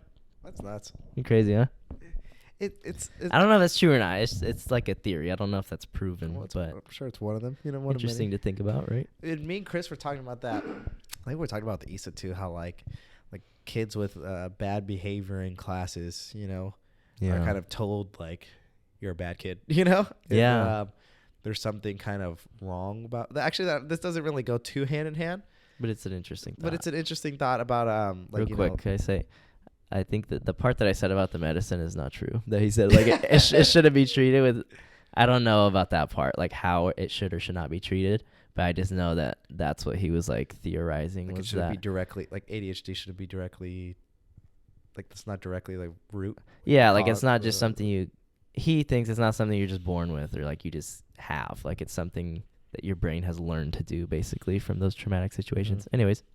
And we're saying like you know, kids behave badly in class and that they're kind of told like, you know, you're a bad kid and you have these bad tendencies, when not reality, but in like some stances, it's like this way of thinking or this environment isn't optimal for the kid. Yeah. Therefore the kid isn't going to be like the best behaved child that it can be, because it's like maybe the kid doesn't like just watching a history like movie, or maybe the kid doesn't want to just listen to one lady talk about this in this kind of way, or doesn't want to be surrounded by 30 people, or just sit down for 4 hours, you know, like things like that, where it's like you're just taught like, oh, okay, you think this is the best way.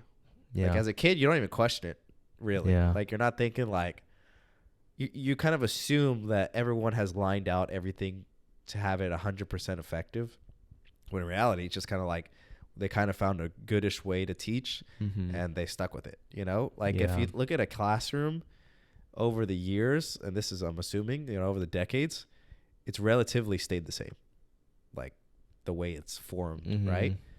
However, like there's been decades of research that I'm sure has shown like different kind of methods, different effects, like the effectiveness of certain teachings versus others. Yeah. But you don't see like the schools progressing like that quickly. You know, they stick to habit, you know? Yeah. So we're saying like it sucks for the kids who they don't perform the best in these kind of environments, so they kind of like lash out or do something different. And them being told like, hey, you're a bad kid, just like sticks with them, because they think they're like, a bad kid. Oh, okay, like I am a bad kid, because if like 25 out of 28 students could do it, and it's only me and maybe like a couple other people, or just me, there's got to be something wrong with me, you know? Yeah. But they're not. They don't have the intellectual capacity to think like, okay, maybe I'm just not in the right environment, or maybe this isn't just my way, you know? Yeah. It is fucking insane to think. Just the way, because I think that's how we got started talking about it, was saying it's crazy the way that like you just accept that as a kid, like, okay, Monday through Friday I'm gonna wake up early as shit, like so early, to go to school. I'm gonna be there, I'm gonna sit in all of my classes silently, like just pay attention. Like you're not supposed to daydream. You're not supposed to think about anything else. You're not supposed to be on your phone. You're not supposed to be talking to somebody. You're supposed to take in every like all the information that you're getting every day. It's just like that. It's just crazy that we even accepted that, like, growing up, like, it just feels so wrong. Like, it's even as an adult, like, looking back at it, I know it's like very beneficial to have an education, but it's just like I feel like the system of like the way we do it is just so much time like taken away from kids, and like so little like room for them to be able to explore what they like, they're just kind of forced into like all these things that they like quote need to know. You really don't. Exactly. Not even saying you don't, but it's not like life or death. Like, you need to know this, therefore we need to like rush it 100%, and you have to be learning this like 8 hours a day. Like, no way you're formulating this like a job already. Yeah. At second grade, you already have a job like schedule. Yeah. And a job like mentality, where it's like, what the fuck, like, and I'm just going back to way back times, but I'm sure like there was a like back in the day, like, I'm sure with the kid and like the dad being like a gatherer hunter, like the kid is also just roaming and fucking around, but I'm sure being serious too, or staying with the mom. But even if he's with the mom, he's gonna be kind of like roaming around, learning, but at his own pace in a sense, and learning his surroundings and like figuring that out instead of just being put in a class. And I'm saying like maybe it's not so extreme as in like the way back days, but maybe just like even 200, 300 years ago, when like the education system was probably, I'm assuming, I'm not doing any research on this, but it's like they could learn, but they also have so much time to kind of roam. There isn't just like work, homework, eat, kind of mess around, a little bit, and then go sleep. It's like, how we're already doing that at such a young age. It's just crazy because it's like the society we live in, the structure of things wouldn't even allow a change of that. Because imagine your kid only goes to school for like 4 hours or like 3 hours, the parents at work for so goddamn long, like, and then the kid's gonna be like unsupervised, or like they're gonna have to find a babysitter, or they just can't work that much. It's like, I feel like it's just convenience at this point is the reason that it's like the way it is, because adults have to work, the teacher has to work, like they need to be there enough hours to where they could live, it's just like, it's the whole thing's thing. Connected, but all fucked, so like you can't really change. Yeah, I mean, slowly possibly, but that's what frustrates me too, because it's like we don't even have the perfect society, but probably never get there, but like we don't even have like the optimal perfect society. And instead of like focusing on all these things, it's like we're focusing on like making sure we're not going to war with each other. Shit like that, where it's like, let's just say we went to war, and that would be awful. Like we went in war for like, let's just say 10 years. Like that just slowed everything by so much. Like that just held us back by so much, because not only is like millions of people are going to die, so you just lost all that knowledge and all that like potential, but all the income and like the trauma from when they come back, it's just all fucked. It's like we should be being like, okay, like we're all good, like now let's just make our country the best it could be. Like let's figure out almost anything we could do better. Like that's what humans should be. Like humanity is like, okay, we're doing something a certain way, let's all come together and figure out what's the best way. And then it gets weird because it's like opinions. Now it's opinions. Money involved. So it's like, what's the best way, Yeah. Like, I know it's like it's proven that a lot of like kids and teenagers are very sleep deprived, which, if you guys don't know, like sleep is one of the most important things for your health, like across the board. Like anything that you can think of that's like going wrong with you, or like where you're just not feeling kind of normal, sleep is probably affecting that if you're not getting enough. It's crazy. Like weight gain is affected by sleep, which is like you would never expect, there's a lot going on there. And just like your risks of getting cancer as you get older are like fucking 10 times higher if you're like not getting enough sleep every night. It's wild, like the information that's out there. Here's a pod, sorry for you editing this, but Joe Rogan with Matthew Walker. Dude, he's a really good I think psychologist, but he specializes in sleep, and it will fucking blow your mind if you actually listen to it. But he was saying that like the school system is really bad for kids because growing up, like you're waking up so fucking early in the morning. And as a kid, like you want to be doing shit. I mean, at least like me growing up, like I never wanted to go to sleep. Like I was always like, you know, sometimes, but like, especially when I got a phone and shit, which is a whole nother issue, but like I would want to stay up, and I'm sure like a lot of times I did stay up like on Kick or whatever, like messaging whoever. And it's just like, there's just so many things like that in society where like this could be so much more optimal for like our health and well-being. Like if kids could wake up, if everybody could wake up like on a natural like sleep schedule, and part of it's probably their fault. Like you should know when to go to sleep. But man, just as a kid waking up so fucking early for so long, like so many years, like you're just so fucking tired. And I remember so many days at school just being so tired, and like you just want to rest your head. Your eyes are hurting so bad. You even can't the stare. workload, like just I would have so much homework or like a huge project, and it's just a lot, man. It's just a lot that I feel like could change, you know, to be so much more optimal. I saw something too about like phones, and it's like, if it wasn't for like, it might be capitalism. It's like when we invented the phone, I realized like how useful the tool was to be able to communicate like among people, you know, like mobily. They would have like made it a priority to like produce it to the mass and like make sure everyone gets one, like, you know, no matter what. Yeah. But instead they like focus on like making it like the best phone and like with the price as well. Yeah. Like, so it's not like we're like, okay, there's 350 million people. Actually, I don't know, because I guess there's some children. But, you know, there's a lot of people in this, and like, let's just say the country for now. We have like this thing that could save lives.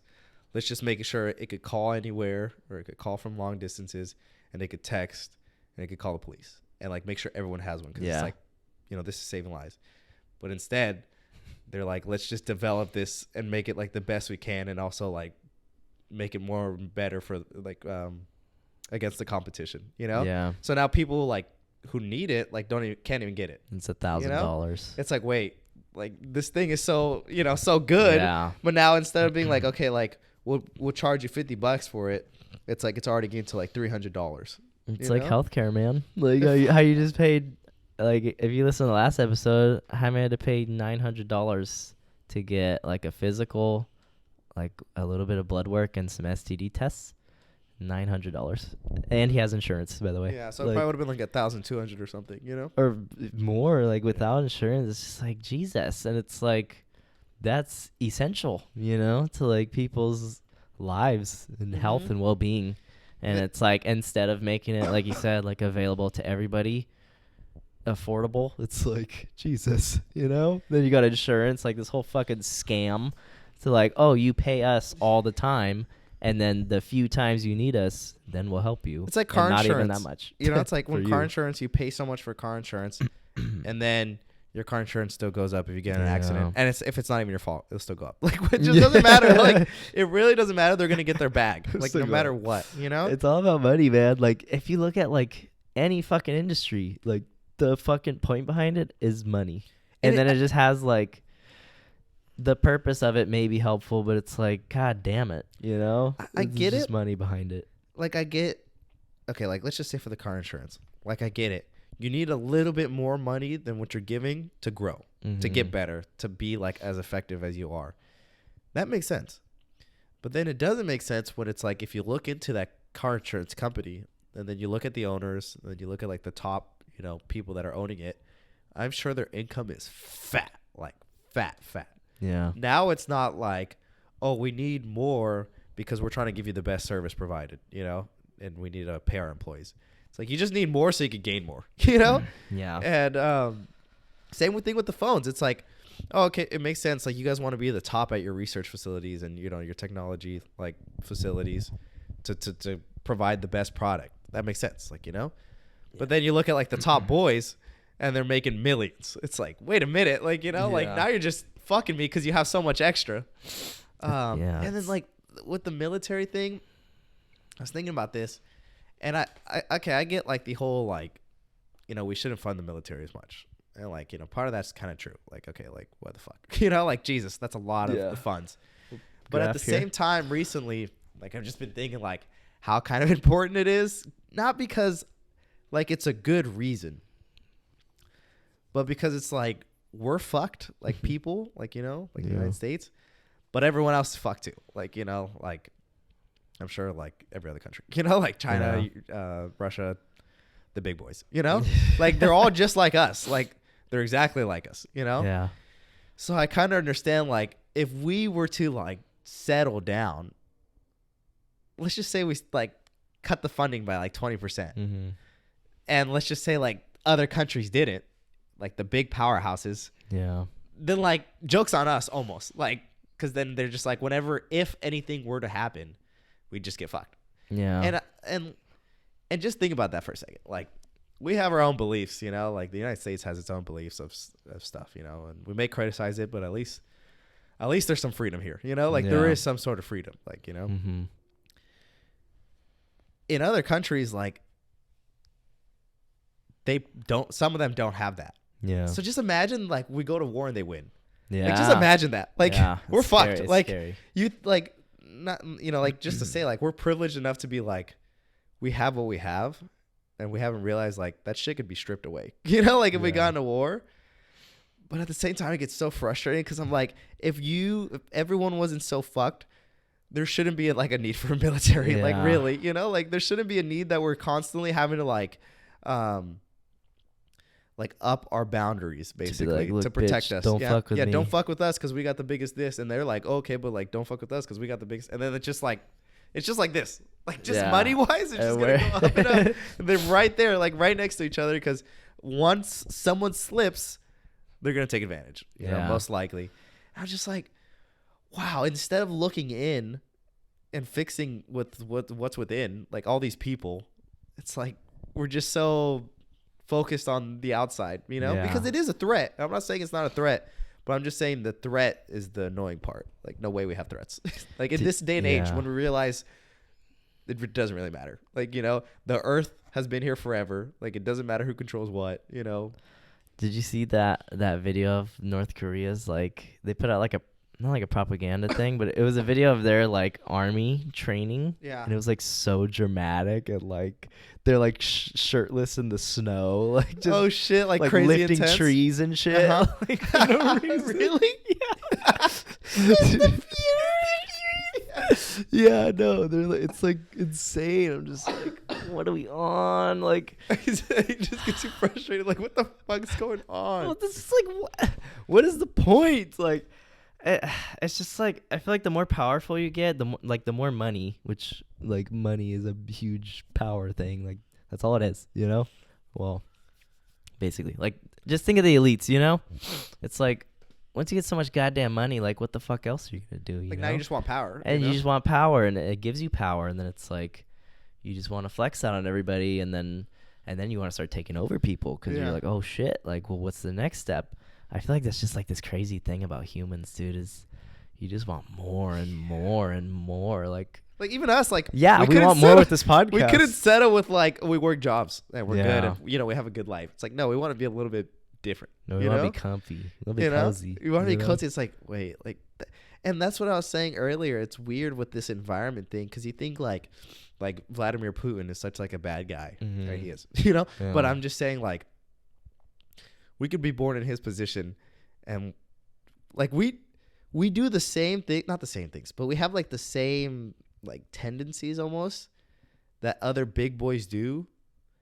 But we just don't have the like power to do it. Like, you know, like, let's just say me and Chris had enough to buy a second house. We bought 2 houses and we rent them out. Like, okay, like, you know, that's cool. Now imagine you're a millionaire and you could buy like 50 houses, and you're basically like not fucking up, but like you're getting rid of like opportunities for other families to buy those houses because you own them. And now like the housing like wage is so much higher because you bought them. And you're like, wow, like that guy's fucked. Like, come on, like you couldn't just be like happy with 10 houses or 5 houses. But it's like we're doing the same thing, in just smaller scope, you know? Yeah. And same with your opinions. That's a big one that I always think of, is like, you think, how can someone be so inclined to like kill people and go to war and take over countries and states to like say like, oh no, like you're gonna follow the way we are. You think like that's awful, that's inhumane. But like we do that with just people and like ourselves. Like we want someone to follow our opinion. Yeah, you like know? how you think that you always know the right answer for me, but then I just overthink it to not do that. And Yeah. you get frustrated. I'm like, no, like this is the right. But I just have power over Chris. Like I just have power over people by just communication. But imagine I had an army. Yeah. And I'd be like, well, I have the power to say, I have the power to kind of control people. And I think like my opinion's right. Yeah. I'm not going to just, like, people always think people are going to take the high ground, like the moral ground, and be like, oh, okay, but, you know, I'm okay. Like, I'll just sit down. It's like, that's not how humans are, like, sadly enough. Like, humans are going to be like, okay, well, I'm right, and I think other people deserve this. Like Christianity, you know? Yeah. It's like Christianity, people are just, like, going to war over this fuck shit. The Christians, man. You know what I'm saying? Fuck the religions. The Crusaders. Like, fuck anyone that's in power, because it's like, we're just going to go towards... You're just pushing towards something that's like you're never gonna. It's not like unattainable almost. It's like, what is the end? There's to no what end? You know, like you're just pushing to. It's just stupid, man. It's stupid. Like, it's frustrating because it's like, I think there was like a quote, I forgot who, and he was saying like, you know, like all the bad things that have been done by humanity is by people, and then like you're one of them, and it's like true. It's like we could say like all these people are fucked. And I'm going to say they're fucked because they are. But at the same time, it's like there's technically not much of a difference. You know? Like, yeah, you're probably born different. Your brain's a little bit different. But it's not like you're a different species. You know? Like, we're all we all think we're a little bit better. And we're all... It's just so weird to think about. Yeah, you know? Humans are just so, like... We're so, like, malleable and, like, easily influenced. In the psychology world, there's two like major studies. I think you've heard of both of them. The Milgram study, which was after World War II, they wanted to see like how are humans like, or how capable are they of like hurting one another when told to do so by like an authority figure. And they had basically like they had strangers off the street, like they got paid to be in this study or whatever, and they would come into this room. And there was an actor who was in like a lab coat, like he was really tall, older guy, like looked very official and like an authority figure. And he would tell the person off the street, like, okay, you're gonna press these levers, and each time you press one, it's gonna shock the guy on the other side of the wall, and like he's a participant too, but the guy was actually an actor on the other side of the wall. And the people like they were told like this is hurting them, but it's not dangerous, right? And the fucking, like, with each shock that they would do, the person on the other side of the wall would be, like, in agonizing pain, like, acting like they were. Yeah. And saying, and then at one point they just got quiet. Like, they were dead on the other side of the wall. It's so bad. And the people, like, the participants would be super uncomfortable, like, wanting to stop. But the guy in the lab coat, the, like, authority figure, he was, like, in charge of the study. He's an actor, though. He would be like, no, like the study must go on. It's like it's very important that you continue. Like you must continue. And so like fucking like it was like 2/3 of the people like got all the way to the end of the levers, which is like a lethal amount of electricity they're like giving the people. And then same thing with the Stanford prison experiment. That's gnarly too, like, man. I saw a movie about it. Yeah, it's really famous. It's like it was super like immoral now, but yeah, they basically simulated like a prison, and they're just students from Stanford that were like given roles. Like some were prisoners, some were workers at the prison, like the warden and like, you know, the guards or whatever. But they're all people. And they're all the same. Yeah, they're just students, you know? And they like fucked each other up. Like they bad. Yeah, like pissed on them. I think they would just like fuck. I think like, they did. They like basically like tormented the shit out of them. Like it was really bad. Very like powerful plays. Like when you just let humans do what they want to do, like it's and like you give them like a scary position of power. You know? Yeah. It's like it's weird because like I remember there was such an outcry, I think, for the shocking one. Yeah, I think I saw a movie on that one as well, but more on just the professor in general. Stanley Milgram. And you know, they're just saying like that was so wrong and all that stuff, but it's like. He's just exposing what humans are. Yeah. Like he didn't do anything. I mean, and I think it's good to know. Like it's good to know. As it is, the other one, the Stanford prison experiment, that one's immoral because it's like you kind of let it carry on and you realize that shit's bad. like what's his? I forget Zimbardo, Philip Zimbardo. He was the guy in charge of that. He was a professor at Stanford, and yeah, it got like really bad to where like people were really, really, really upset, like in the study, like going through like trauma and pain. Mm-hmm. And he was like so into the study that he was just like, this is great, like this is amazing. And I think it took like his colleagues, his like, you know, fellow researchers, they were like, dude, you have to stop this. And he was like, fuck, okay. Yeah. You know, and then He probably got his God, license taken man. away, huh? I don't think so, but like he's definitely got a lot of flack. Don't for you that. hate when it's like it's immoral study, but then it showed so much? Yeah, like it's so fuck, it's like so beneficial wrong, to but it's so know. beneficial. Like someone had to do it, like lobotomies, you know? Yeah. Oh like, God. realizing yeah. like that was so fucked, but then they learned some things, you know? Yeah. But at what cost, you know? That shit's scary, man. And like, dude, my grandma, she was a nurse. She's fucking almost 90 years old now. Uh-huh. And she was a nurse for like so many years until she retired. And like in training, she had to help them do like the electroshock therapy with her. But they used to use that, and I think they might still use it a little bit, but it's like so controlled and like Minimal. different. But like back then, they literally just put these like crazy ass things on each side of your head, and they would shock you, and she had to hold the person down as they were like convulsing like crazy. For what though? Just like for different treatments? Huh?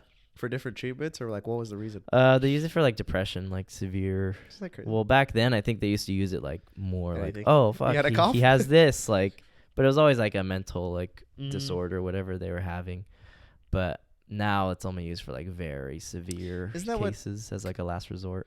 Once Flew Over the Cuckoo's Nest also is about? I think so. Oh, that's it was like a that's mental a health lobotomy. facility. Oh, was it? Wait, I was it never a saw it. or was it a shock? I never saw it, but I don't Really? know. I should though. I probably like it. It's a good one, man. It's a Jack Nicholson. We watched Once Upon a Time in Hollywood recently, Oh, that's good. or yesterday. I liked it a lot. Oh. Quentin Tarantino. Same thing with like the. So I read up on it after we watched it a little bit more, and it was just talking about like was it Charlie Manson? Charles Manson. Charles yeah. Manson, sorry, and just how he was like. It was one article, and it was like more focused on just like his trafficking, like how he kind of sex trafficked girls almost in a sense. So it wasn't really like about him as much. But same thing when you're saying like how it's so scary that humans could be so easily manipulated almost. And like basically a lot of his like the people that was in it's called like the family, you know, Yeah. were just like so broken like to begin with. They like, came you know, from, like like, they came from broken fucked up places, shit and yeah. like runaways and all that stuff. And then he would use it like to an advantage. And he used to be like a pimp before, and he would get game on he would get game from other pimps. Oh, wow. You know, like how do you do this? Yeah. Like how? So he knew kind of how like what to do and how to manipulate these people, and basically got a lot of them to kill people for them. You know, for him, like you kill someone for someone else, like the act of murder, and you think like how does someone do that? But it's just like there's just so many things at play, you know, and that's why I hate when people are always like. They always just think they're gonna do something different. Like, oh, if it was me, like I wouldn't do that. Like, but just like obviously it happened for a reason. Like, instead of thinking like, well, they should have done this, you just got to see the effect of everything. Yeah, there's a lot of pieces at play. What's the cause of everything? Yeah, you know? It's so frustrated that, especially on TikTok, like the comments of everything is always like they always make the person in the video seem so dumb. Yeah, like so dumb. Like. Well, why aren't they moving if this thing's falling at them? Or like, why aren't they running when this is happening? It's like, obviously, like if circumstances, like you're not even there. Why didn't you shut the door when Mr. Montalongo was walking over to my stall? Exactly. You know? Like if I posted that on TikTok, everyone would be like, "You're a fucking idiot." But it's like you weren't there. You know, you weren't there. You didn't see what I saw. I just get so because that mentality is so toxic for growth. Like why reality, didn't you should have just done this? Like when you think, and it happens all the time on social media, and I get so like depressed and like frustrated because I'm like, bro, like it happened for a reason. It's not like a minority, like 1 in a million, and you caught it on video. It's like if you put 100 people in there, 90% of the time. Like 90 people are going to do the same reaction. So you're going to think instead of being like, well, I would have been different. It's like, no, you wouldn't have been different. So like, let's just think like, well, what can we do to change this, or what's the root of this? And you'll learn. Like, you'll learn something from this. Something good for you to learn instead of just dwelling on the past. Yeah, and instead of thinking like, you're gonna change, or you're different than everyone. It's like such a bad way of thinking, and I fucking hate it. Like, it pisses me off so much. Like, seeing that on social media gets me so frustrated. And I don't know. Just really lately I've been catching myself like on social media. I mean, this has happened for a long time, but like, I'm just like on it for no reason. Like, I'm just scrolling and scrolling and scrolling, and I'm like, what the fuck am I doing? Like, there's so much shit that I want to do and I should be doing instead of this right now. And I have these like Isaura moments where I just really want to like just delete it all. Like, delete all social media. And it's crazy because now we're at a spot where like we can't. We can't. I think about it a lot. It makes me feel like stuck. Like trapped, yes. Yeah. It's crazy. Like, we were stuck. Like, and I love like what we do, but it's like unless I'm like really good, it's gonna be really hard to like post on Crime. But it's just like, you need to stay in the know. You need to know like what the memes are right now. I also have this like, we just did a Breaking Bad meme because Breaking Bad is like really hot right now, and we got a lot of likes on it. 120. Yeah. But I was thinking that I was like, I think it's an excuse as well, because realistically, like, we're not that much in the culture where it's really impacting us. We don't even talk about social media like trends or anything really. Ever. Yeah, like, that's not, this podcast is not about like, the All-Star game that just happened. Like, we really don't. Nothing would change. And I think that a lot, dude. Is a lot. Like, especially how you at my can't work. delete it? No, well, not that. Or that too, but more just scrolling my phone. Mostly more now than ever because of the podcast. Because now that I have things I can kind of do on my phone for myself, like for the podcast, and I don't do it, and I'm on my social media, I'm like, what the fuck am I doing? Feeding into somebody else's like their podcast, but not even my own. And I'm like, and I scroll for like 5 minutes, and then I go do something, and then I go back, and then I scroll for another 5 minutes. Like, this doesn't even do anything. Like, it doesn't do anything. Like, I just see like 7 videos, and then I'm done, and then I go do something else. It's like, I have to be, dude. Lately I've been catching myself being so like irritated, like ADHD vibes, where it's like, I just have to be. Like, I'll be on my phone and I'll get sucked in for like 20 minutes. Dude, it's just bad. Like, and you're sucked in while you're doing it, and you just keep going. And I'm like, okay, like 5 more minutes, and then 5 more minutes, and I'm like, Jesus Christ. And then you take a break, and then you go back in like 10 minutes. Like, it's quick. Yeah. Like, what the fuck? Like, I can't get up. And then how you're saying, like, you can't delete it. I get so frustrated because I'm like, I just want to delete everything. Yeah, because you're like, this is bad for me. Like, this is not... It's not putting me forward at all. Like, it's keeping me. If anything, it's putting me back. So much.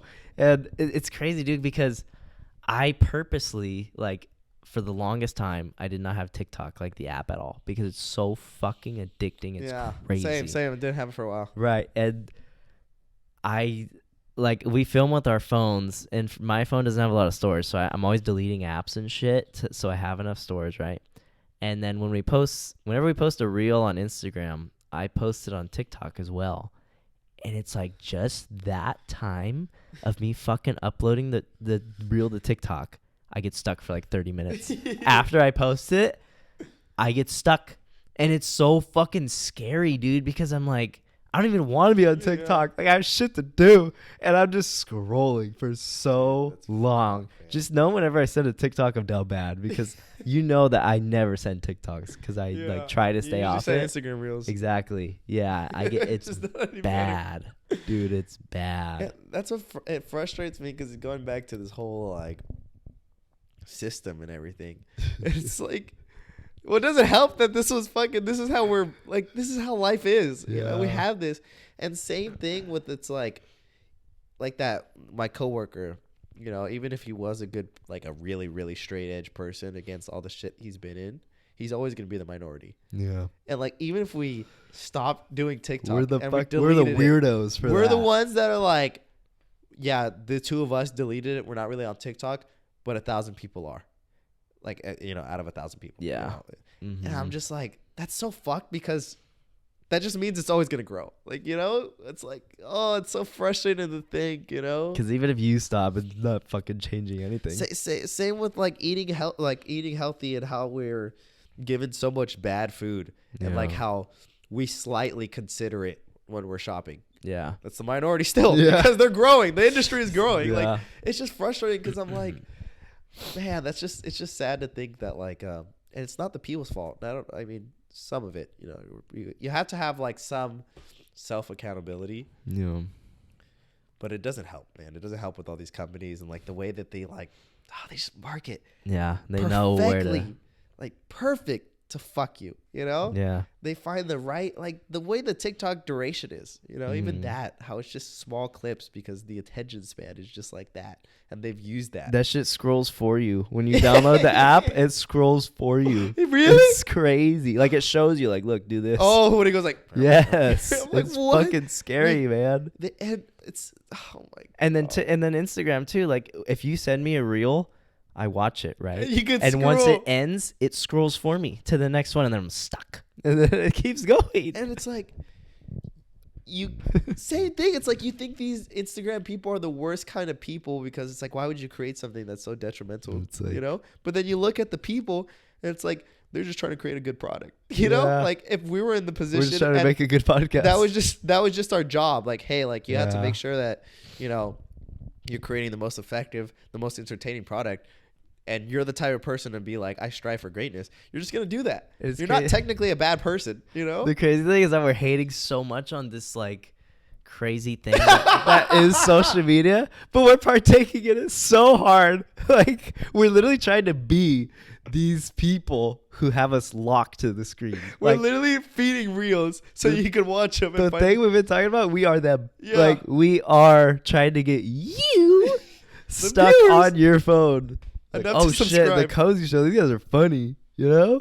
God damn. We've become what we That was a full circle moment. This whole thing has been full circle, bro. Like, just going back into this, like, everything. It's just so easy to throw a stone when you're the fucking stone. I don't know. Yeah. Oh, man. When you're the hammer and the nail. It's really crazy. Yeah. You're literally getting fucked and then fucking someone. Yeah. And then you're saying, like, how can someone be fucking me right now? It's like the insurance thing too. It's like, no way I pay you, and then you say you're helping me, but then you fucking me. I know you're listening to this, and we're like, dude, like you get really off social media, get off your phone. It's terrible for you, but keep watching, please. We need that view duration. Please subscribe and watch our reels. Hit that bell while you're at it for those post notifications. Yeah. Gosh, man, what a sick joke. Like seriously, man. I fucking hate this, dude. It's pretty bad, actually. You know what we're talking about? It's kind of a crazy realization. I'm still mind blown. We were talking about, like, owning a gun at our house. It was so funny because Chris was saying, like, dude, if there's a gun in the house, I'm going to kill myself. Like, I'm going to shoot myself. And I'm like, bro, dude, I was thinking that was psychedelics. Like, if I go on another psychedelic trip, I'd probably fucking shoot myself. You know, I'd probably kill myself. Yeah, it's kind of scary, like, how much I don't trust myself. That's how I don't, like, literally, that was my response. Like, if there's a gun in the house, I might kill myself. It's just like one bad day. Yeah, exactly. No, seriously. I remember we talked about that in, like, a health class in college. My professor was like, if you have guns as an adult, like, you need to make sure they're not, like, easy to access. Because then you have a lot of time to think, huh? Your, like, teenage son could be having, like, the worst day of his life. And, like, as a teenager already, you're, like, way more impulsive. That's proven by science because there's, like, changes in the brain happening.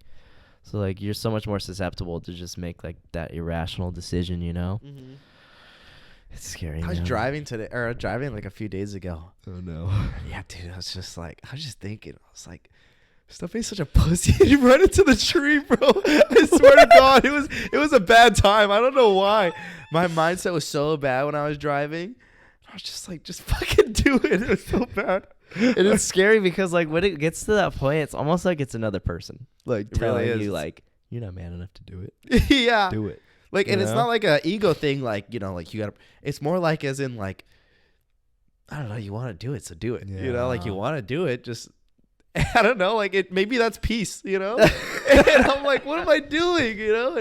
And And you get so scared because then you're like, holy shit, I got free will. Like, I could do that. You know, you scare yourself, and that's what I'm thinking with like the whole gun and the whole shrooms. It's like I can't trust myself because no. I don't know. You just go through that, like, imagine just one little bad cycle, like bad little hole, and then you realize, like, you know what, like every sunshine ends with rain. You know, every good moment ends with bad. And then you start thinking like, okay, well, what's the point? You know, it's somebody that we know gave us both each a Molly pill, and I think I want to throw it away because like I have it in my like little secret compartment in my dresser, and I'm just like, I don't trust myself enough to take it because I've heard from so many people that the come down is like so intense and you're so depressed because it's so strong. Like I don't remember like what neurotransmitter it is, but it just releases so much of the feel good stuff in your brain that you're just so depleted of like any of that for like however long the come down is. I just was trying to think of any chemical. It's either serotonin. I think it's dopamine, serotonin, something like those, oxytocin. I don't know, but it's just scary, man. And I don't trust myself. Like even when I drink alcohol, like the hangovers are brutal sometimes, and I'm really depressed. Like. I get them hangover hornies, you know. Heard that reel? Who said that? It's in that reel where he's like, "It's fucking impeccable." Oh, with the buckle, they got with the mullet. I love that one. But god damn, dude, it's impeccable. And hide your fucking mom, dude. I mean, don't let me have 17 tequilas and she texts me the next day because I got them hangover hornies and I will blow that fucking back to smithereens. But I'd be super depressed sometimes, like after drinking, and it's scary. And I'm like, I just don't trust myself. Imagine like, with Molly now, you know? Exactly, like times 10. That's why I gave away all my weed, because I was like, I don't. Hey, your car smelled like weed when I went out. Oh, there. that was. No, he hit the I was bong. gonna mention that. He hit the bong in my thing. I was like, please don't get secondhand high, you know. When I walked out too, I was like, how am I feeling? I felt good though. Oh, you know? Like, I was like, okay, good. Did you guys hotbox it? He had his window down. Oh. But it would still kind of like come to me. Dude, I got a secondhand high one time from. Yeah. It was Angel and me after practice, and they're like, "Oh, do you want to like sit with us while we smoke?" And I was like, "Sure." And yeah, all the windows up in the goddamn Corolla. Yeah. Like just so much smoke, and I got high from it. And I remember driving home being like, holy shit, I'm high. Yeah. Not like crazy high, but like the music was sounding really good. You know, I was like, wow. I get scared to get secondhand high because I don't want to enjoy it. Yeah. Yeah, because I did enjoy it, and it made me want to smoke a little bit. And you know, I'm trying to fucking be sober here. Or if I didn't enjoy it, and I'm like, God, this is why I don't do it. You know, I just don't want to have a bad trip either. You know, I'm so scared of having bad trips. But fuck, what was I saying before you interrupted me? Sorry. He was smoking. You guys, you didn't want to enjoy the secondhand high. Beforehand, because you're like, oh, your car smelled like weed. Fuck. That's all good. Damn it, man. It was, you were going somewhere too. You were cooking.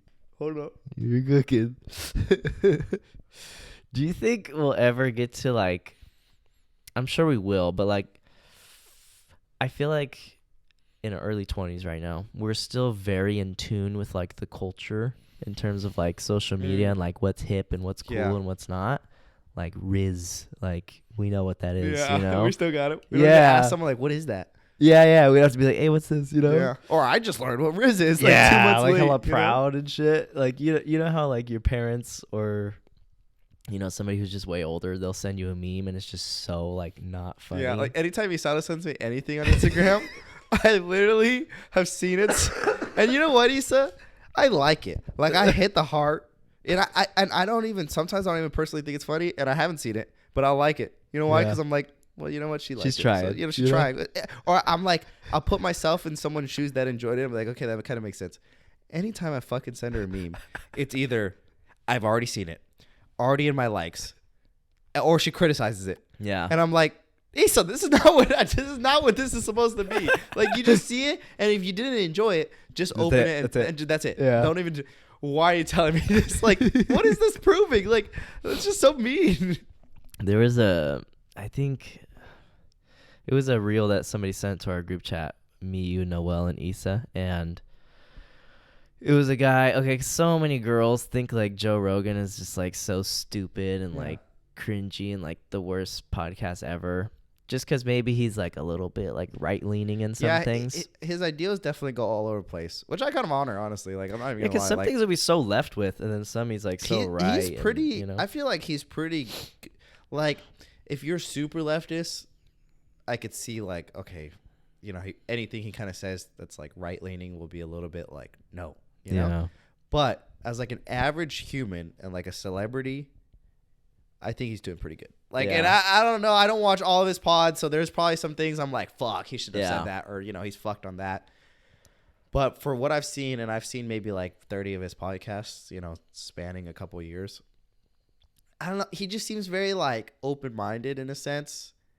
Like, if someone's on the left and he's having them as a guest, he's not shutting him down. He agrees with a lot of stuff. Like, I feel like that is good. Climate change. He thinks like the LGBTQ plus community. I'm pretty sure he's like, they're all good. Like, why would you try to change them? Like, that's just how they are. I remember him talking like gay a marriage. Like he's a super Christian. like he's like, what the fuck, He but at the same time he likes hunting. Yeah. It's like, okay, but then he's like, but I like hunting as in like species that are already like overpopulated and shit like that. You know?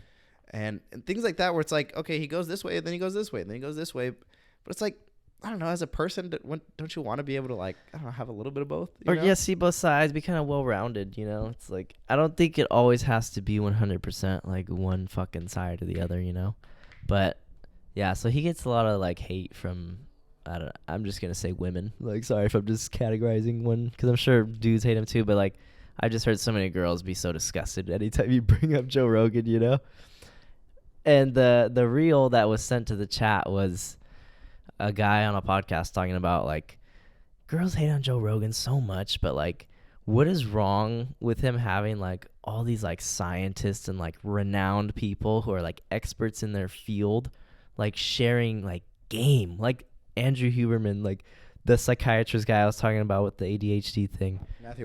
Matthew Walker, dude, like you're getting so much free game, it's insane. Like it should be illegal, And like this is almost okay. I'm not gonna say it hasn't been out there before. Maybe it has. No one really paying attention. Like no one's searching up like let me hear Andrew Huberman talking for 2 hours, and I'm talking about before he was famous. Like no one's looking that up.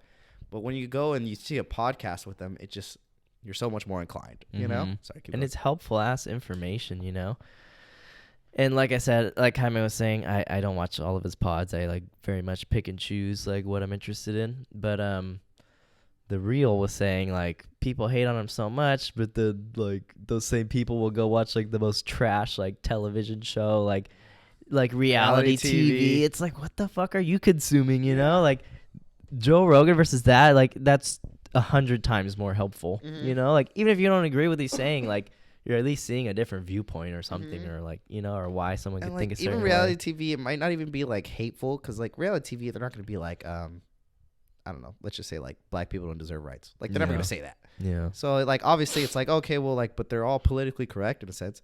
But it's like that's not even how people are, or that's not how people. And it's like super dramatic, like fake reality. It's like Jesus Christ, like why would you even watch that? Yeah.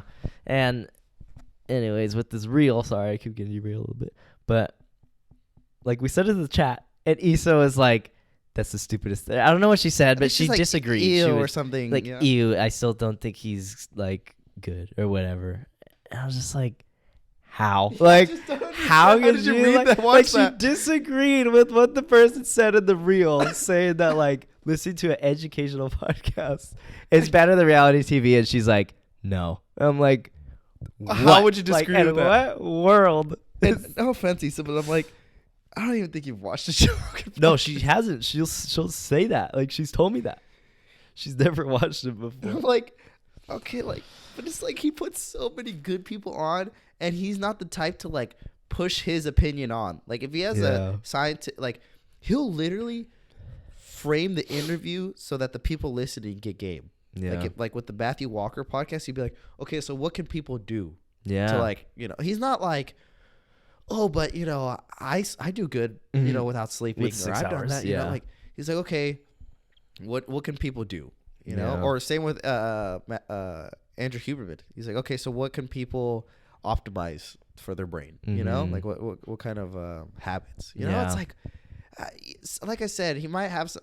The only way I would agree with people that don't like him is if they've seen consistent bad clips of him and opinions of him where they're like, okay, like I don't like the guy, so like, I'm not gonna watch him. And then they go watch someone else that's at least a little bit better, or like that's different, but is still doing aligns this, like, with them you a know, little more. Yeah. like no way you're gonna say like I don't like Joe Rogan, but I'm not gonna watch anything like that helps me on game, basically. Yeah. Like that puts me on game. Like Yeah. he's such a good like outlet to get It's to really get put good. on game, you know. Yeah, I've been watching him since like high school, you know, and it's always been helpful, which is cool. I just get very frustrated with people like that. No offense. It's like when they just see a black and white, like, or they just get like, no offense, but like, I wish you didn't say her name. you just get so like swayed by the masses, like you've never even watched it, you know. And I'm not even saying it's the greatest thing in the world, but like, why are you hating on it if you've never seen it, you know? It's just like a red flag. I was just gonna say it. Like, I get so frustrated because I'm like, wow, if you're like this, like, I just don't get swayed by the masses, people, man. I hate that. Like, I mean, I'm sure I do that a lot too. Try it for yourself and then make your own opinion, you know? Literally, like, no matter what people say. And give it a decent try before you just throw it away, you know? Like, don't watch a fucking open-minded. TikTok reel. Like, you should investigate a little more, I think. And I think me and Chris don't even get like too political and Like, stuff. I love Andrew Tate. I'm just kidding. See, like that. See, I mean, technically, all we did was watch reels because I've never It's seen true, a YouTube so- video of his. So we like see that's like, you know, maybe we're not doing what we're preaching, Yeah. but at the same time, that's the kind of person where it's like you've seen enough. Yeah. You've seen enough. You know, they probably don't need to watch anymore to kind of get an idea. That's where I was saying with like Joe Rogan. Like if you've seen a bunch of Joe Rogan clips like Andrew Tate's, I'd be like, okay, like there's no need to even watch his shit. But I'm sure there's not that many like bad Joe Rogan stuff. Yeah. Maybe if you look up bad Joe Rogan Yeah. stuff, maybe there's a compilation of some sus shit he said. But at the same time, it's like if you spanned out your life in like 10 years, like video documentary proof. Yeah. Shit changes, you know. And you were able to compile all the bad shit you said. That shit's going to be a long video. Yeah. Like, I'm sure if you really wanted, you could find some not great things we've said, you know. And then especially out of context. Well, and think like we're in this time period. Like we're 20, like you said, we're in this. Now imagine in 10 years. Yeah. Like some shit we said in our first pod could be like, bro, that was fucked. You know? Yeah. Yeah, I don't know. And like I was thinking this today too, like how people are like with older people, how they're not very good with change. And you know, that is bad. That is a bad thing. Like I think older people definitely need to get better with change. But at the same time, I'm not like with all this stuff, I'm almost playing devil's advocate, you know, like same with like Vladimir Putin and shit like that, you know? Like I'm not being like what is it, like an apologist? Mm-hmm. Or like a sympathizer? Yeah. Or just talking.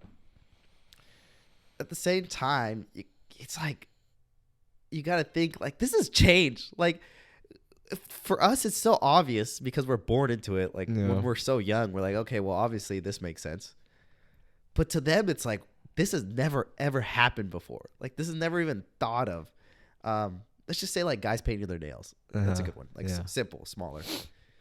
It's like to us, it's like okay, it's not a big deal. Like just fucking deal with it. Like it's just the nails painted. But to their head, it's like I've only seen guys paint their nails like if they're gay or something like that, or you know. So I'm like, okay, that means you're gay or something like that, you know. Like it's obviously not for nothing, you know. It's not because they're like bitter old people, but at the same time, like you know, like I said, people have control. Like there's a lot of older people who see it and they're like, oh, okay, I acknowledge, and that's where people need to take accountability. Like, okay, I realize, like I'm stubborn almost, but I know that times change. Yeah. I don't know if that makes sense. But like, you know, like there's some self-accountability, right? Like awareness. Yeah. Like, and you know, people get so like angry at older people, and now there's like big issues, right? Like racism. Racism, like just the LGBTQ, like how prominent and bigger it's gotten, or like how I don't know, just like different things. And they're like, holy shit, this is a lot. Like same thing with like the opinions, like, you know, your opinion versus my opinion. And if I have power, I'm going to make sure that my opinion's like still in power, you know? And then, but think like, we're still not even at that age yet to see other people change, you know? Yeah. Like once we're 40, we're going to be seeing some like 20-year-olds doing some crazy ass shit. Yeah. And we better hold ourselves to that the standard that we're holding Yeah. everyone else. Like if we see some guys and like this is I don't know something. This is because I'm just trying to think because you can't really think until it happens, like something Yeah. outlandish. But let's just say like it was cool to cut yourself, like as a design, like you know, like I cut here and instead of having a necklace, like I cut myself. Cut yourself or the like myself. oh shit Something crazy, like something that we you know like that's not normal now. yeah. And we're thinking like, bro, that's not normal, you know? Mhm. But everyone's like, the 20-year-olds are all like, no, this is cool. Like, Everybody's this is doing fine. it. Like, You and, don't You know? understand. You don't understand. In our heads, we're like, no, that's fucking sick. And obviously, I'm not saying like, you know, racism is bad. Like, obviously, that's bad. Yeah. I'm talking more like other things, you know? Mhm. We just got to understand, like, Or like haircuts or like with the holes in the jeans. yeah, like Old people we- hate that we shit. think like, oh, you're just so different. But they're just people. Like, they're just the Yeah. same as what we're going to be in Yeah. 30 years when we see some shit. Like, we're already starting to get to that age where you're going to start seeing a lot of people in these next few years because of our age group. We're going to be talking to some friends, and they're going to be starting to judge, like, a lot of the younger crowd. And I bet Yeah. you we're going to start doing it on the podcast, too. Like, you know? And You know it's what's- going to be nuts. You know what's one thing where like already I kind of feel it is like, you know when kids wear like the ski masks? Like have you seen that? Like Yeah, they like, yeet. They're so stupid. I was like, bro, I see kids like riding bikes around and they have like a whole like yeet mask on. I'm just like, but that's cool for them, you know? Yeah. And, like, that's we're cool their enough fixie. to not be like, you know, okay, that's just funny. Yeah. But we're not arrogant enough to be like, you fucking take You that need to off. take that off, you stupid little shit. Where are your parents? Go back to where you came from. God. But that's already one thing where I'm like, I would never do that. I think it looks pretty dumb. But like, I'm gonna let you do you because Yeah. I had like as a kid, I probably would have done it too. That's if the everybody else was mentality we doing need, it. like every older person should have. But then there's like, well, what's the balance? Because there is some Yeah. fuck shit that we do. Like, you know, I'm sure like shitting on the floor. You know, you can't just be like, oh, kids are kids. It's like, no, you gotta learn that that's wrong. But who knows? Like, that's just an opinion. I mean, shitting on the floor seemed perfectly fine to you because you did it. You know? That's right. Oh man. Holy shit. We gonna went be- on one tonight, didn't we? We're still on one. This is nuts. Do you think of anything else as like an adult that you look at and you're like, what the fuck? Well, I see it as in right now, like my nephew Santi, he's like 9, right? Yeah. And this is like prime time Fortnite for him, you know? Oh yeah. And bro, he was over our house a few days ago, and all I heard him was saying was like, W Riz, W Riz, W Riz. And I was like, please, I'm gonna shoot myself. You know? That's He's like, I forgot what he said. Oh, what'd he say? He's like, oh, what's your name? Chris He's like, what's this? knows He's like, what do I have in my hand? nothing. Chris knows nothing. Like, just so stupid. Okay, that's more just kid humor, you know? But a lot of the things, realistically, like a lot of the things he says, Yeah. like, are just like Fortnite, like YouTuber terms. Like W Riz is just an example of like a lot. I can't think of him. The whole And like the whole dancing culture. and the way he acts is just so funny. Yeah. And to me, it's just funny. Like, I'm just like I could just tell that's such a childish thing to do. yeah. But I'm interested to see once he's like 15 and 14, like, because he's gonna be a perfect example for me to watch and see like Yeah. what What the what is fuck are the you fuck's doing? going on, you Yeah. know? And it's just gonna be interesting. I'm definitely gonna be the type of person to be like, you know, do what you gotta do, what you want, you know. Yeah. As long as I don't think it's too damaging, where I'm like, okay, Santi, you gotta understand, like, this could be bad in the future if you keep doing this shit. Yeah. You know, but right now, like, for him, I'm just like, yeah, you're just gonna be a little weird in class, I'm sure, if you're just gonna keep doing this. But that's like, that's growth, you know. You remember the fucking milk crate challenge? Or like, is that what it was? What was it called? I don't think it was called Milk crate. I remember the cinnamon challenge. No, I that did one was none crazy of those too. challenges. I never did that one, but I remember people at school doing it, and I remember the like yard duties or teachers or whoever, they'd be so concerned like you can't do that because I think in some way it could You have been could- like a little dangerous. Like, was it like asphyxiate or suffocate? Yeah, I think Like, you could choke if it was a lot yeah, because it's just so it's like goddamn powder. dry. Like, yeah, but No, it's like those crates, like they're just like plastic kind of Oh, boxes. and they're pyramid. And they try to like walk on them, Yeah. remember? And people would fucking die. Like that was a few years ago. Yeah, people and those fall. weren't kids either. Like that was people our fucking Yeah. age doing that. It's like, what the fuck's going on? I would And love the way that many people did it. Yeah. Like, knowing how fucked up you will get. You get fucked, bro. Bad. That's like, you know how many painful. broken bones? Like, everyone's on the news. They were saying, like, all these broken bones. I like, would in hate to emergency break rooms. a bone in that because I just that would be so damn It's so expensive. stupid. Yeah. It's just dumb. Like, I remember as a kid growing up, like, skating, I would always get hurt, like, trying the stupidest trick. Like, you try something that just wasn't cool, but you're like, fuck it, let me try it. And Yeah. then you would hurt yourself bad. And you're like, fuck. Like, I can't even say I was, like, trying to kickflip the 8-stair. Like, I was literally just trying this stupid-ass little thing, you know? It's like, wow. And when I got my black eye recently from jiu-jitsu, and it was so cool that I got it from jiu-jitsu because I could be like, yeah, I was doing jiu-jitsu. Yeah, it's not like you fell. Yeah, or I some was guy playing punched you with my 'cause you're dog and it jumped up and hit me. I remember that happened in high school. This kid, he had a black eye. He was in my PE class, and I remember somebody asked him what happened, and he said he was dancing to like dubstep, and he was like headbanging, and there was a dog in the room, and the dog jumped up as he was headbanging, and the dog's nose gave him a black eye. Really? Yeah. It was just like so humiliating. One of my friends, Sabrina, I'm sure she won't mind saying this. She was saying she was walking down the stairs and she just missed the last stairs and she like fucking she, broke like, her tore hella ankle or shit, something. right? Like tore hella shit. I was like, fuck. Like nowhere that close. You just fucked all your shit up. You know? Damn. Yeah, I remember my math teacher in high school. Just so stupid. He was such a. I'm sorry, he was such a nerd. Like, Oh, Mr. Nguyen? no. Oh, sorry. Never Should mind. I say his name? He was such a nerd. I don't even know if I remember his name.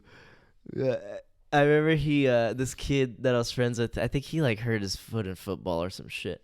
And then our teacher asked him like, "Oh, what happened?" He's like, "Oh, I broke in football or something." He's like, "Oh man, that sucks." He's like, "Yeah, I went to San Francisco one time with my family, and it was right when we got there. Like we were walking down like the piers or whatever." And I accidentally stepped off a curb and I rolled my ankle and I just felt everything tear. And he was just so like not ashamed to tell that story. I'm like, bro, I would make up a fucking story. It's just like funny, no bro. Like way. that's just like chance. Yeah, I remember when I was a kid, I got hit with the water bottle. I think we were playing tag at that park where I scorpioned, and I think we were playing tag or something. And I remember it was Dash Von Stade. He fucking got, you know who that is, right? Yeah. I think he like, I don't know what the fuck we're doing, man, but like, it was tag. Oh, it was tag, but he had to throw a water bottle to tag the person. So Jesus. so he had to hit him with a water bottle. So brutal. Even the whole park, you would run around. So like any obstacles, whatever, it was hella fun, but Yeah. it's very dangerous. Yeah, you throw the water bottle, and if it hit you, you were it, and then you had to peg somebody else with it. And I remember, I think I was hiding behind this like little sign, and he jumped up and he fucking threw it like point blank, dude. And like the cap part like hit me in the eye, and I had a black eye. It was like the stupidest fucking reason to I have a could just black. see him jumping. Like, Yes, and then I was like, yeah, it was bad. Should we end it? We should end it. man. That's That been was like 3 good. hours. That's good. That was like a grown up Good. podcast. Yeah, like just talk. And we didn't even have that many topics planned. We like, had, like a few, and then this. We just barely went. said any of them.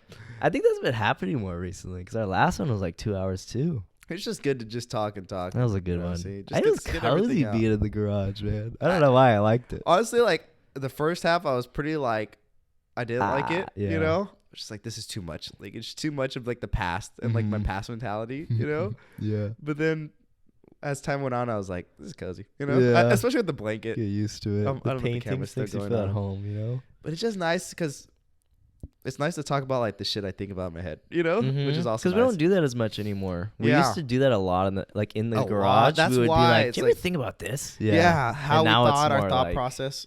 No, it's more like, "Oh, this happened to me the other day." We Yeah, don't really that's dive into fun. like, and I'm not saying we need to or anything all the time, but just nice to get that out.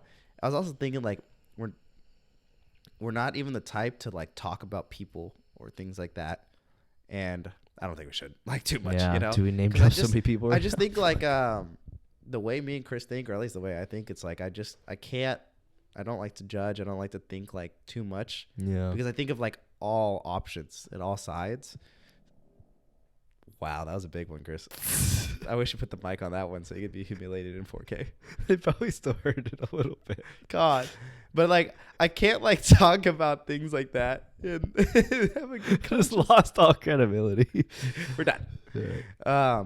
So I like the way our podcast is, honestly. Like we're not I just couldn't imagine like just talking about weird life stuff all the time. I think I get so scared to be those guys. Like I remember Lindsay came on our pod once and she's like, I love you guys because I feel like there's so many people with a podcast who should not have a podcast, you know? And I'm like, I'm so scared to be those guys by saying my opinions, but I'm like, fuck it. You just gotta, you know? Like, yeah, like there's a balance. Like I think I understand that my opinion is just an opinion, man. Yeah. And like, I can't even take my shit too serious, but I will when saying it because it's my opinion. Like, you gotta have believe it, you know? Yeah. But then I'm like, I'm just the same as everyone else, you know? So that's why I don't like to get into it too much. I'd rather just fuck around and, you know, find out. Yeah. But thanks for watching. If you got this yeah, far, you man, made it this far. honestly, tell me. Seriously, I know you guys don't fucking do it when we say it, but can you comment and just be like, made it? Please. Just I say don't made think it. anyone's That's it. ever said that. Please. Like, if you made it to the end. No, what, Bitch, what Noel, about I know you fucking made it. Okay? And Issa, you probably made it. Noel, Issa. Like, let's just think all our dedicated fans that you think will Noel, Issa, Kim, Angel, maybe. Angel, Andrew, yeah, I think probably. Angel Andrew and made Andrew. it. Andrew made it. Yeah. Maybe Eva. I don't know. We got some day ones. We got some LXX, day ones. maybe? I'm blanking, dude. I'm Yeah. blanking. But we have a lot of people I know, like, will actually kind of watch every Friday and be excited for it. Yeah. Elizabeth, I think you're watching. But, dude, yeah, honestly, if you guys are watching, that was a really nice one. And honestly, this whole pod wasn't even for you guys. Like, halfway through, I was like, I know it's really us. long. I don't really care, you know? So if you're watching, I really do appreciate it, though, because that means you guys got a lot of us, you know? And, yeah, comment something, man. Anything, Something. please. Like, If you just made some- it, come on just some- now. We got to get to this point. We were 50 pods in almost. Like, Look we at gotta how get much to we're this point giving of, you like, and how little you're giving us. we got to get to this point of, like, you watch, you comment. Can you not be a shadow watcher? I mean, I appreciate it. You know, if that's gonna stop you from watching, don't comment. But just think, you know, push yourself just a little bit, A little bit. Out of that comfort zone, you know? Alrighty, It's guys. healthy. Thanks for watching, though. Anything you want to say? Thanks for watching. Hopefully, I mean, maybe we'll be back in the couch in the next one. Hopefully. It's Cozy. It's cold in here, I'll tell you that much. It's a cold winter, man. It's a cold, bleak, Cold one. the Bleak cold, bleak midwinter. winter. Love you guys. Stay cozy. Peace. Happy Friday. That was nuts, man. That was a trip. Honestly, that was a trip. It was like ups and downs, hills and valleys. There was points where I was like disassociating to points where I was like, this is great. You know? Yeah, that was great.